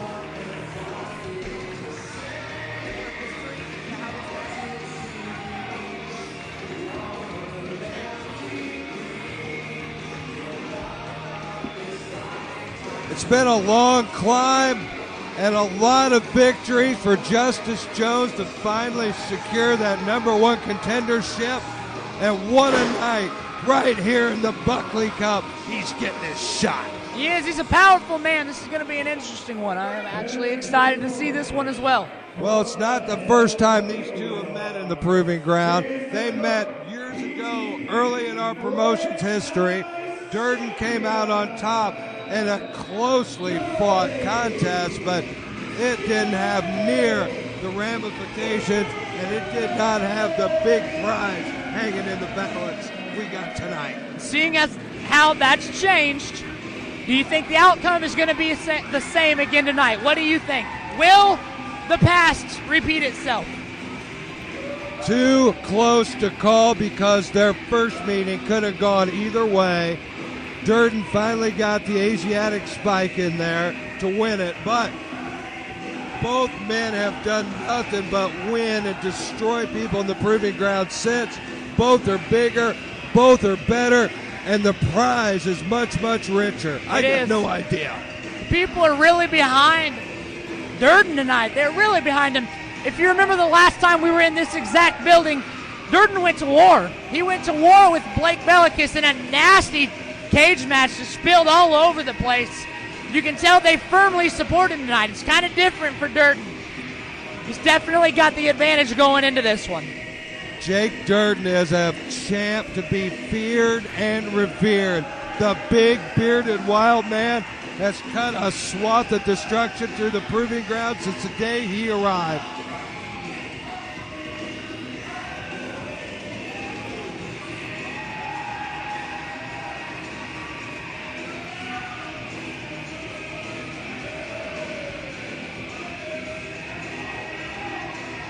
And look at Dirdin light this crowd on fire. He is pumped. Justice Jones kind of soaking it all in over here on the ring apron, letting Dirdin burn off a little of that energy early on. It's a good idea. Dirdin just throws his jacket out into the audience somewhere. And he screams at the girl that picks it up. Grunts, screams, growls, who knows with Dirdin. Yep, he is a madman. There it is. There's the prize being displayed right now to Justice Jones. He's taking a long, hard look at it. He's actually holding it as we speak. And where's he headed with it? Back to the locker room? What's going on here? What's going on here? And this is upsetting Dirdin. Dirdin doesn't like this, and I can't blame him. I don't know what Justice is up to. Rightfully so. Definitely some shenanigans going on right now. Wait a minute. He's trying to give a preview of what he thinks this end of this night's going to look like. Interesting. It's a psychological approach here. He's really trying to psych him out by holding his belt and going to the top rope with it. And he didn't want to give that up. And this has definitely gotten into Dirdin's head early. This could be a nice little subtle move by Justice Jones well before the bell's even rung. I wasn't sure if you could psych out Dirdin, but this might be it right here. It looks like maybe he did it a little bit. Might have gained an advantage early on. Something you need going into a match like this. Can't hurt to get a man like Dirdin a little off his game if you can do it. That is for certain. It's weird. They're really torn here. Both men have had some massive wins in the Proving Ground. Both men have won the fans over, so this is a split audience tonight. Oh, man, these two men are about to lock up. Uh-oh. Pure power here. Uh-oh. Well, we saw what happened the last time. You got to be careful on your handshakes. Woo! That was no handshake. Okay. Interesting start. Justice kind of got to him a little bit and then wants to shake his hand. Interesting start. No doubt, head games from Justice Jones. Two physical guys. You don't expect the head games to be top of mind right off the mat.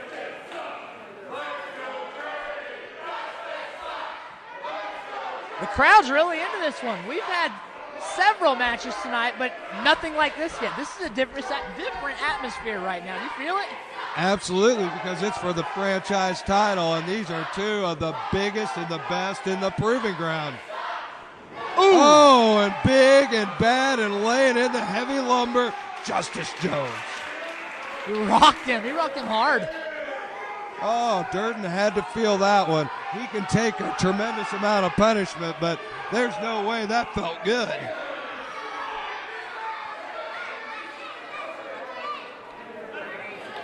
Oh, no. That little slap was less well received than the big forearm. Absolutely. That's a jerk move, a slap across the face. He's really toying with him. He's toying with his belt. He's toying with his mind. Justice Jones with the psych job on Dirdin, and Dirdin with just the heavy lumber. No psych job there. No, not at all. He's staying focused. He's not showing. But just like Dirdin, we know Justice Jones can also absorb it. He can not only dole out that punishment, he can absorb it too. Jeez. And a big boot, and that looked a little south of the border to me. I'm not going to lie. That's extremely cocky right there. I'm enjoying it. Oh, that wasn't south of the border. That was pinpoint right on the chin. How is that for a return boot? Boot to the gut for a boot to the face. Dirdin's not playing around. No. Justice seems to be playing around, but Dirdin is definitely not playing around right now. Nope. Oh, Jesus. what a boot from Justice Jones. Uh-oh. Calling Dirdin out. Wow. Seeing what he's got. Oh, and he's got a huge headbutt's what he's got. And look at the rubber legs on Justice Jones there. Okay, he's all right. He's up. This is kind of turning into one of those anything you can do, I can do better. I wouldn't be surprised if we see a headbutt return right here. No, maybe not. Oh. Maybe not. Okay, it might have affected him. Maybe he can't do everything better. And another huge headbutt from Dirdin. And Jones, he's had his world rocked right here. Oh, but a nice go behind shove Dirdin off, but sets himself up for a huge shoulder block. Woo, he was out on his feet. It's a little bit early to be out on your feet like that, but he was definitely out. Oh, up and over. Nice elevation by Jones. Look at the hops. Oh, that's a beautiful shot. And set up Dirdin for a monstrous forearm. What a power game here. And a swing and a miss. Oh, but Jones. Oh, a hurricane out of nowhere. Nice. Are you kidding me? Nice. Are you kidding me? I did not see that coming at all. Man, oh man. You know who else didn't? Jake Dirdin. That's for sure. That was a head scissors. Did you hear me? That was a head scissors. I said a head scissors. I don't know what's going on here. That was a head scissors from Justice Jones. That's what we just saw just now, Brady. And not on the mat. Head scissors. No, flying head scissors. That was a flying head scissors from Justice Jones. And look at both big men still extremely agitated and ready to go to war. What are we about to see here, Periwinkle? This is awesome. Hit him. Oh, okay. Exchange of forearms. Okay. It's like an old school slapping contest, but with massive forearms. They have the same idea. They're laying in the lumber on each other at the same time. They're not taking turns. Swing and a miss. Nice block by Dirdin and getting in some big haymakers here. That's one for Dirdin. Oh, but the ropes are Jones' best friend. Another huge kick right to the jaw. Goodbye. Oh my God. What a clothesline. Both men down to the floor. Wow. Wow. Unbelievable. What impact and what action. Man, I've heard the term clothesline from hell, and that wasn't it. But I'd imagine that clothesline that just sent both men over the ropes felt like hell. I would imagine. I don't see how it couldn't. That's a concrete floor straight Ooh, after a Jesus. giant clothesline. Oh, my God. He rang Justice Jones' bell at that. He did. He said, "Hey, Justice, take a seat. Hey, Justice, meet my feet." That's what he said. That's exactly what he said. I heard him. Did you hear him say that? I could only read his lips, and it looked like yarg. That's not what I heard. All right, looks like they're going to take it back into the ring. Nope, I lied to you. Take it back into the corner post, head first by Justice Jones. And, buddy, he's in trouble. You do not want to be on the floor battling Jake Dirt. Holy Ouch, what was cats. that? What was that? What did he hit him with? I don't know. I think he found something on the floor over there did? all of a sudden. And he is unloading on Jake Dirdin. I didn't see this coming. The floor has always been Dirdin's friend. Ouch. Not sure what he found, but it definitely changed the pace of this match. Dirdin was on it. It Oh, changed the my. course of this. You want to talk about changing the course of a match. Man. That big boot right across your temple will sure as hell do that. Trading forearms right here in front of us, Brady. They need to get back in the ring. This could end up being a double countout out here. If Justice is a smart man, he'll find his way back in because a double countout doesn't do anything for him. No, that's the last thing he wants. Absolutely. That's fine and dandy by Jake Dirdin right now. All right, they found their way back in. Looks like Justice. Oh my Lord. Wow, did What you a see that? snapping, quick drop kick right to Dirdin's face. God, was that a tooth that went flying? Was that a tooth? It had to be. What else could it have been? Oh my gosh. Gonna look like Johnny Wisdom by the end of this match. There they go.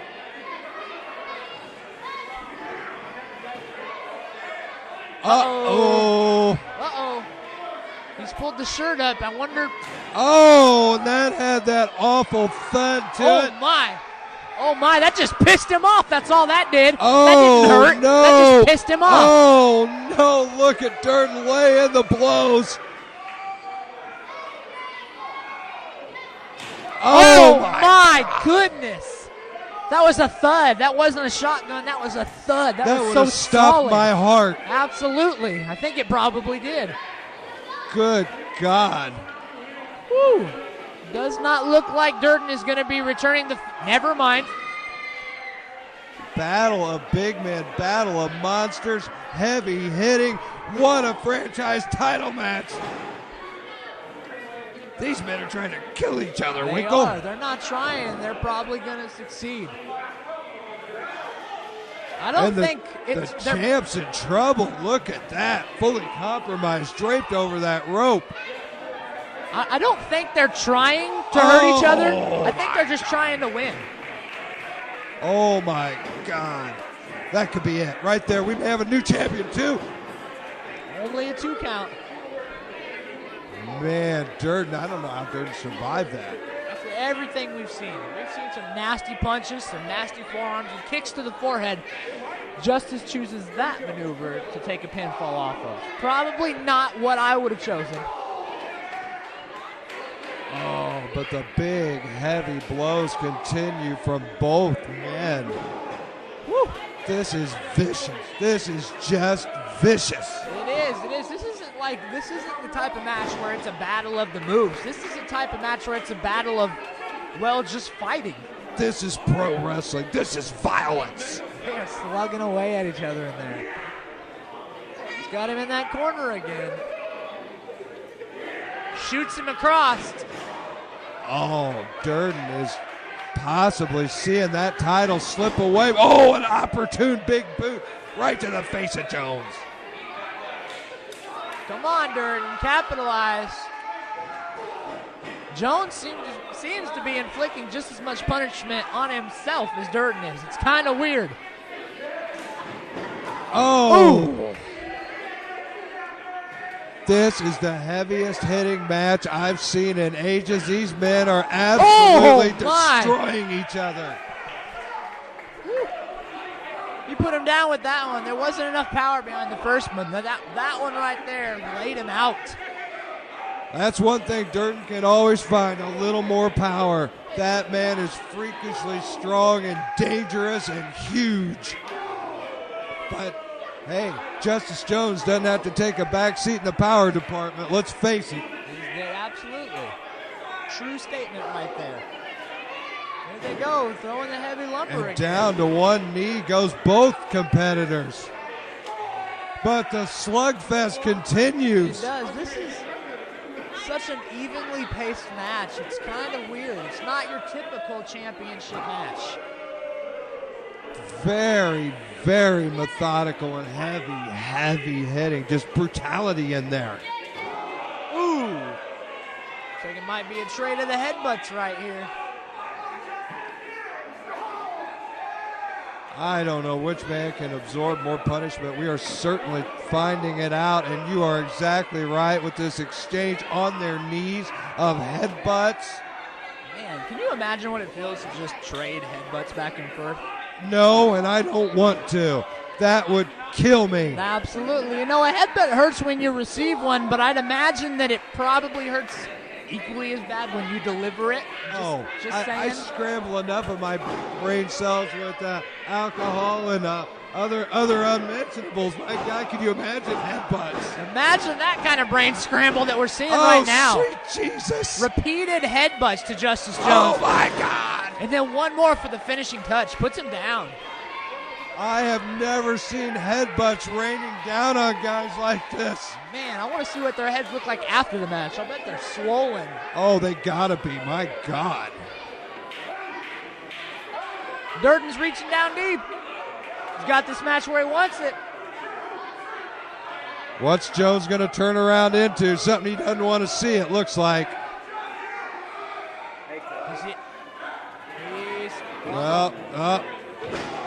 Trying to set him up. He was looking for something else, but he just couldn't find Justice where he wanted him. I don't know what Dirdin's looking for. Justice Jones, he's draped over that rope. He's out on his feet, Winkle. He's checking on him. He's checking on him. Oh, no. Whoa. Justice Jones trying to get him. Oh, dang it. Close call. Brian Fox is down, and he's out. Oh, and the Asiatic spike, but there's nobody there. Woo. Fox is out.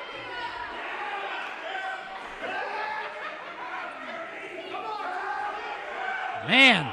Fox is completely out. It's looking for a choke slam. He delivered it full force. That is it. Well, that would be it anyways. But still. 1, 2, 3, 4, 5, 6, man, this 7, should 8, be 9. over right now, but Brian Fox, he is out. Why? Why is the bell just sounded? What happened? Why did the bell get sounded? The ref is out. I didn't see a count. I think that was an accidental bell. I don't know.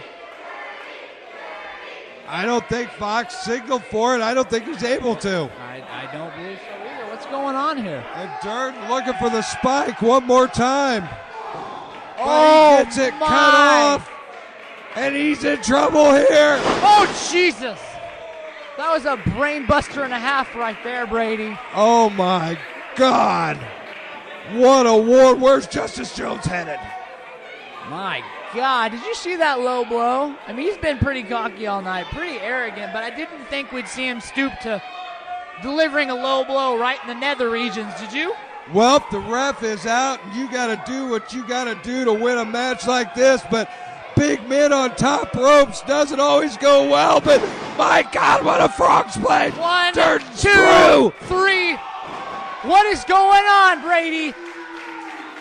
I believe that is it. That's it. We have a new franchise champion. Unbelievable. What is going on? That's it. I can't believe what we just saw. Man, that's it. New champion. It only took a low blow, a brain buster, and a frog splash to do it, but it got the job done. Wait a minute. What's Jesse talking to? Wait a minute. What's going on here? Uh-oh. Uh-oh. I smell bad news, Brady. I don't think Justice Jones is going to like this conversation. Uh-oh.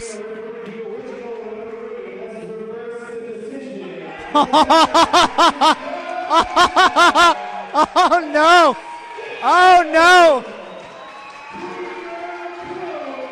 So Foxy disqualified Justice Jones after that bump in the corner? Is that what I'm getting here? You heard it here. You heard the official referee of the bout turned over the decision, as in changed it, as in Justice just won a championship that he did not win because the original referee did not count the pinfall. This crowd is absolutely torn in half over this. Absolutely. You know, at the end of the night, I thought we had a new franchise champion. I can't believe it. Dirdin can't. Nobody in here can believe it. Winkle. I can't believe it, but that's what happens when you grab the referee, Brady. When you place your hands on the referee and pull him right in the middle of the match. That's what happened.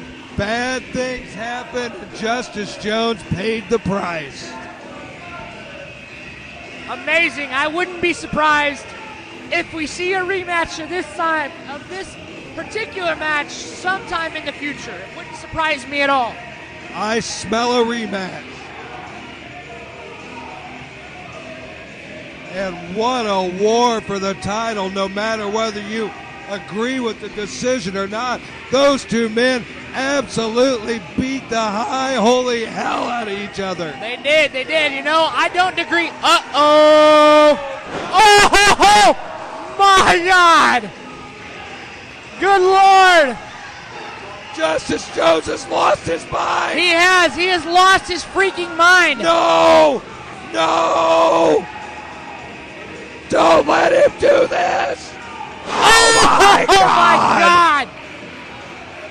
Jeez.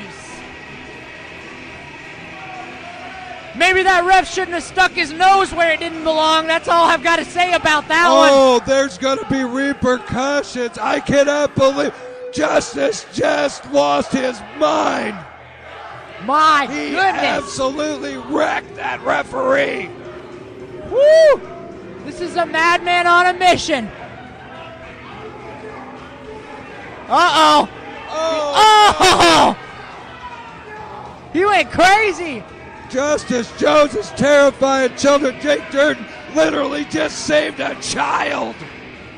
He did. That scared the bejesus out of that kid. It scared me a little bit too, I'm not going to lie to you. That kid's going to have to change his shorts. Man, what a match. What an outcome. And that referee is absolutely wrecked in there.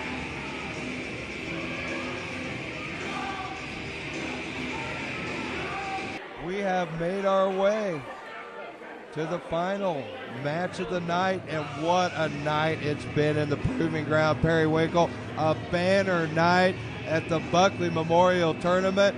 The most vicious winter storm in years did not grind this to a halt. We absolutely delivered all night, and what a final we've got on tap right now. We do. We're looking at Tyson Dukes going up against Mr. Jeff Cobb in the finals of the Proving Ground Pro Ryan Buckley Memorial Cup. This is the final match, the prize. This is what everybody came here for tonight. This is it. Two of the absolute best technicians on the independent circuit. Both these men are razor sharp in that ring. Both these men are in peak condition. Both these men know what they're doing, but only one of them has an incredibly taped up and damaged arm, and that's Tyson Dukes. I agree. Peak condition. They know what they're doing in the ring. But this particular moment, they are not going into this match at 100%. Completely changes the game. And here comes Jeff Cobb. Your hand-picked winner of the entire Memorial Cup right here. Well, I've done all right so far. Last year, I lost my pick in the second round when I went with Justice Jones. You might remember the match he had with Tyson Dukes last year. Indeed, that I do. was a classic. And the match that he had with Tommaso Ciampa is the one that took Justice out. That one vividly stands out in my mind. That was a nasty match. I remember Tommaso. Driving Justice right through a steel folding chair is what he did. Yeah, absolutely. That was a hell of a night. I don't know if we got anything like that in store for us in this, but I know what? We have an extremely special match in store because these guys are pros. This is an absolute treat to be sitting here for this.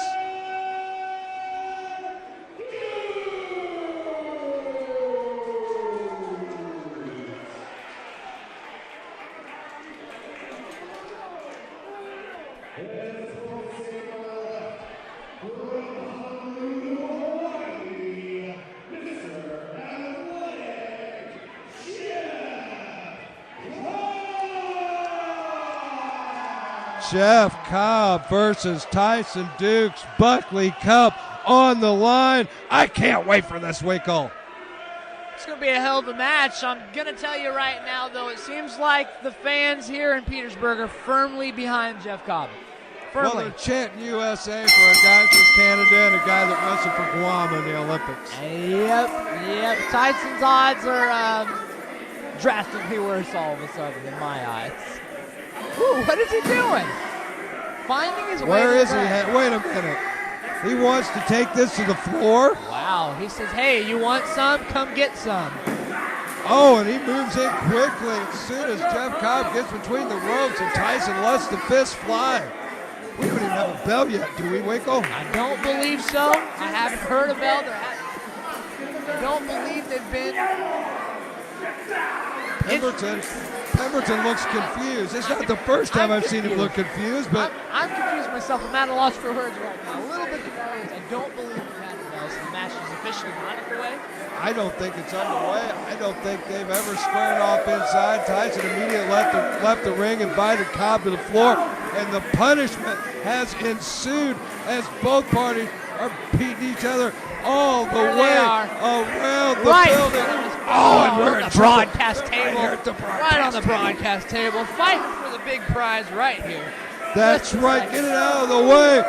Oh, and Tyson Dukes is draped out right on top of it. Hear that? Live and in living sound color. Oh, my Lord. Brady, those are normally loud, but when they're laying right here directly in front of us, it's like a gunshot going off in my ears. I'm ringing a little bit over here on the left side. I felt the table shaking, and I think they're coming back for more. They come again. Ooh. Oh, head first into the lockers. Oh my God. Oh, he is absolutely destroying Cobb on those lockers. Over and over and over. That could have possibly busted him open. And I'm we not going to still lie to don't you. have a bell in this match. Man. And look at Tyson assault Cobb on the floor of the Petersburg Fire Department. I have a feeling we might be taking a run here in a second. Okay, we can breathe. They are moving away from us. Oh, they've given us some much-needed space, Barry Winkle. That was what you call too close for comfort. Extremely uncomfortable. I'd agree with you right there, Brady. I did not like that one bit at all. What a match. We don't even have a bell. Still, they are on a full-blown tour of the entire fire department. And Cobb has managed to recuperate. He has taken control of this. He's a dork. I'm not one to usually crack jokes, Brady, but maybe he's trying to send him packing back to Canada. Okay, horrible joke. I'll tell you what, he's trying to inflict some serious damage on him over there. Can't quite see what's going on. Now the crowd is totally encircled the combatants right now. Come on, Jason Pemberton. Get these men back in that ring. That's no easy task, though. Pemberton can suggest, but it's going to be hard for him to make it happen. Oh, jeez. Oh, and that arm right into the ring post. No, it wasn't even the head or anything. It was pretty much the arm, shoulder area. And Tyson Dukes is out of here. I don't know where he's headed to the concession stand, but... Uh-oh. Oh, and is it a concession stand brawl? Maybe there might be nachos on the house here in a minute. At least half price, right? Oh, man. He assaulted him with a hot dog. Ooh. Bounced his head off the concession table over there. Oh. Oh, that was a soda. That was a soda can. That might have been a hot dog. And there's a plastic wrap right around the throat of Tyson Duke. Cobb's going to choke him out. Ooh. Beat the tar out of him. Anything to get his hands on right now, he's hitting him with. He's choking him with anything in reach. He's laying the snack down on him. What was that? Was that ketchup or mustard doing his face? I don't know. Condiments galore. Add some relish. Ouch. Big jab right to the face. And we've still got a brawl going anywhere but the actual ring itself, Winkle. Both men exchanging control in this. Both men have delivered a ton of punishment out there, but they can't bring the Buckley Cup on the floor. Sure can't. But they're going to die trying, aren't they? They appear to be. I don't believe that these men even remember that there is a wrestling ring in this building right now. Wait a minute, they're getting near it. They're dangerously close to the ring at this point. Landing some nasty elbows to the temple of Cobb. Oh no. Uh-oh, what's Tyson looking for? He looks like he's trying to find some momentum. Oh, a nasty A chop. running chop onto a Cobb who's thrown into one of the ringside chairs. You didn't save your orange sticks.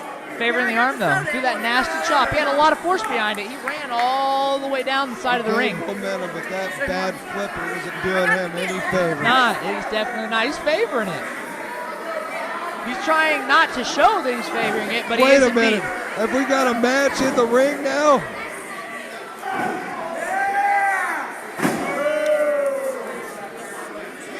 All right, I guess I can take my seat now.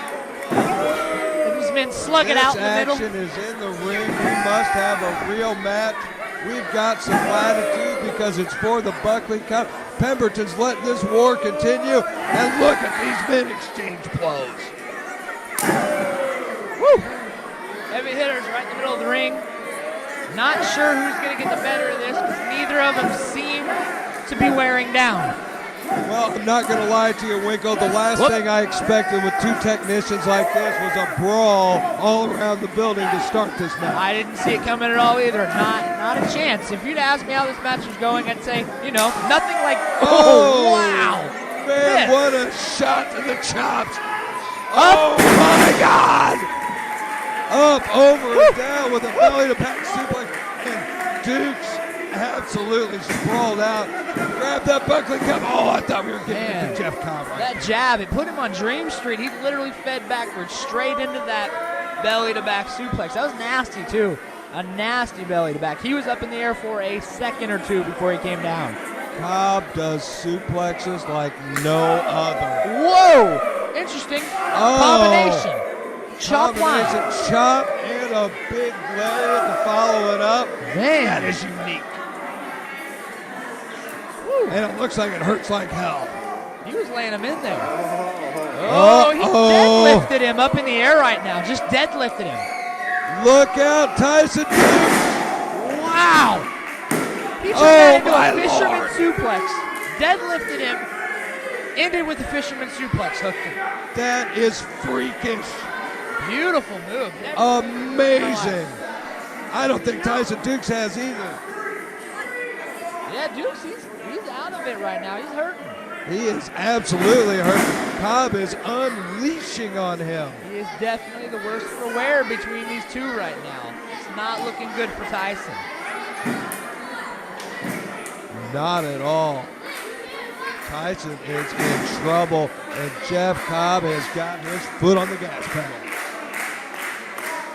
There they go. They're getting behind possibly Tyson a little bit. Maybe just want Jeff Cobb to unleash some more beating. I'm not really sure. It seems like Cobb's won more of the fan base over, but everybody respects Dukes too. This is another split crowd, it sounds like, tonight. Here's that stalling. Oh, we've seen this several times. He's definitely hit this one. Oh, no. One arm stalling suplex. One arm. Unbelievable. And took him down and back up again in the middle of it. What is he going for? We're in a Oh! Wow. A full 30-second delayed suplex. You know what happens when you're upside down for 30 seconds? All the blood that's rushing to your head while you're upside down. That absolutely rocked the world of Tyson Dukes. He cannot possibly know where he's at right now. And Cobb continues the punishment. I have no idea how Dukes got his shoulder up.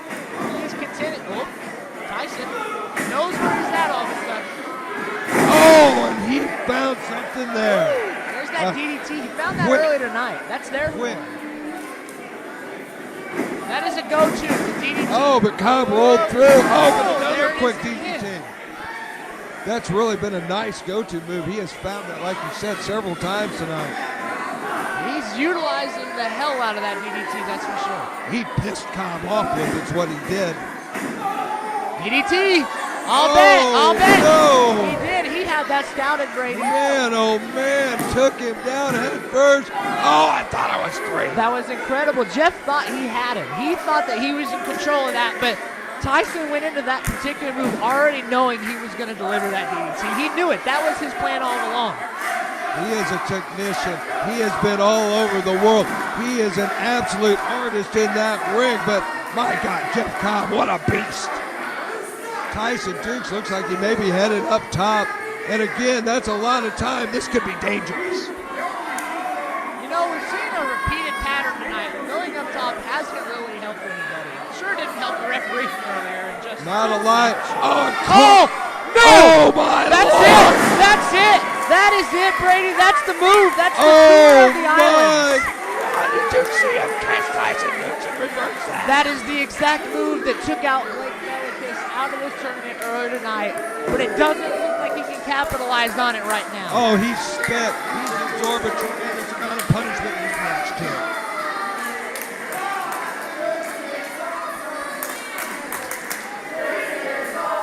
So this is awesome shit going on tonight, Brady. Why wouldn't it be? Because you know what this is? Ooh, I guess it's awesome. It is awesome. Only a 2 count. Two world-class competitors right here in the proving ground, absolutely going to war to be the second Ryan Buckley Memorial Tournament winner. This one could still go either way, Winkle. Both men hurt, both men looking for something. Hit him with a jackknife pin real quick. Tyson with a schoolboy in return. Nice exchanges here of attempted pins up and over, Nice. back and through it. Oh! Big elbow, but that bad arm. Looked like it was going to be a battle of the pins for a minute. Went for a sunset, but it didn't quite work out how he wanted. He got struck right in the face. Oh, look at that arm bothering him. Ooh, went for it one too many. There's another deadlift, Brady. Oh, This man is a machine. absolute machine. Oh, there it is. Oh, he got him. He out of nowhere. That's it. He got him with the school. Small package out of nowhere for the win. Unbelievable night in the proving ground. And Tyson Dukes, the winner of the second annual, the 2016 Buckley Memorial Tournament. What a night in the proving ground, Perry Winkle.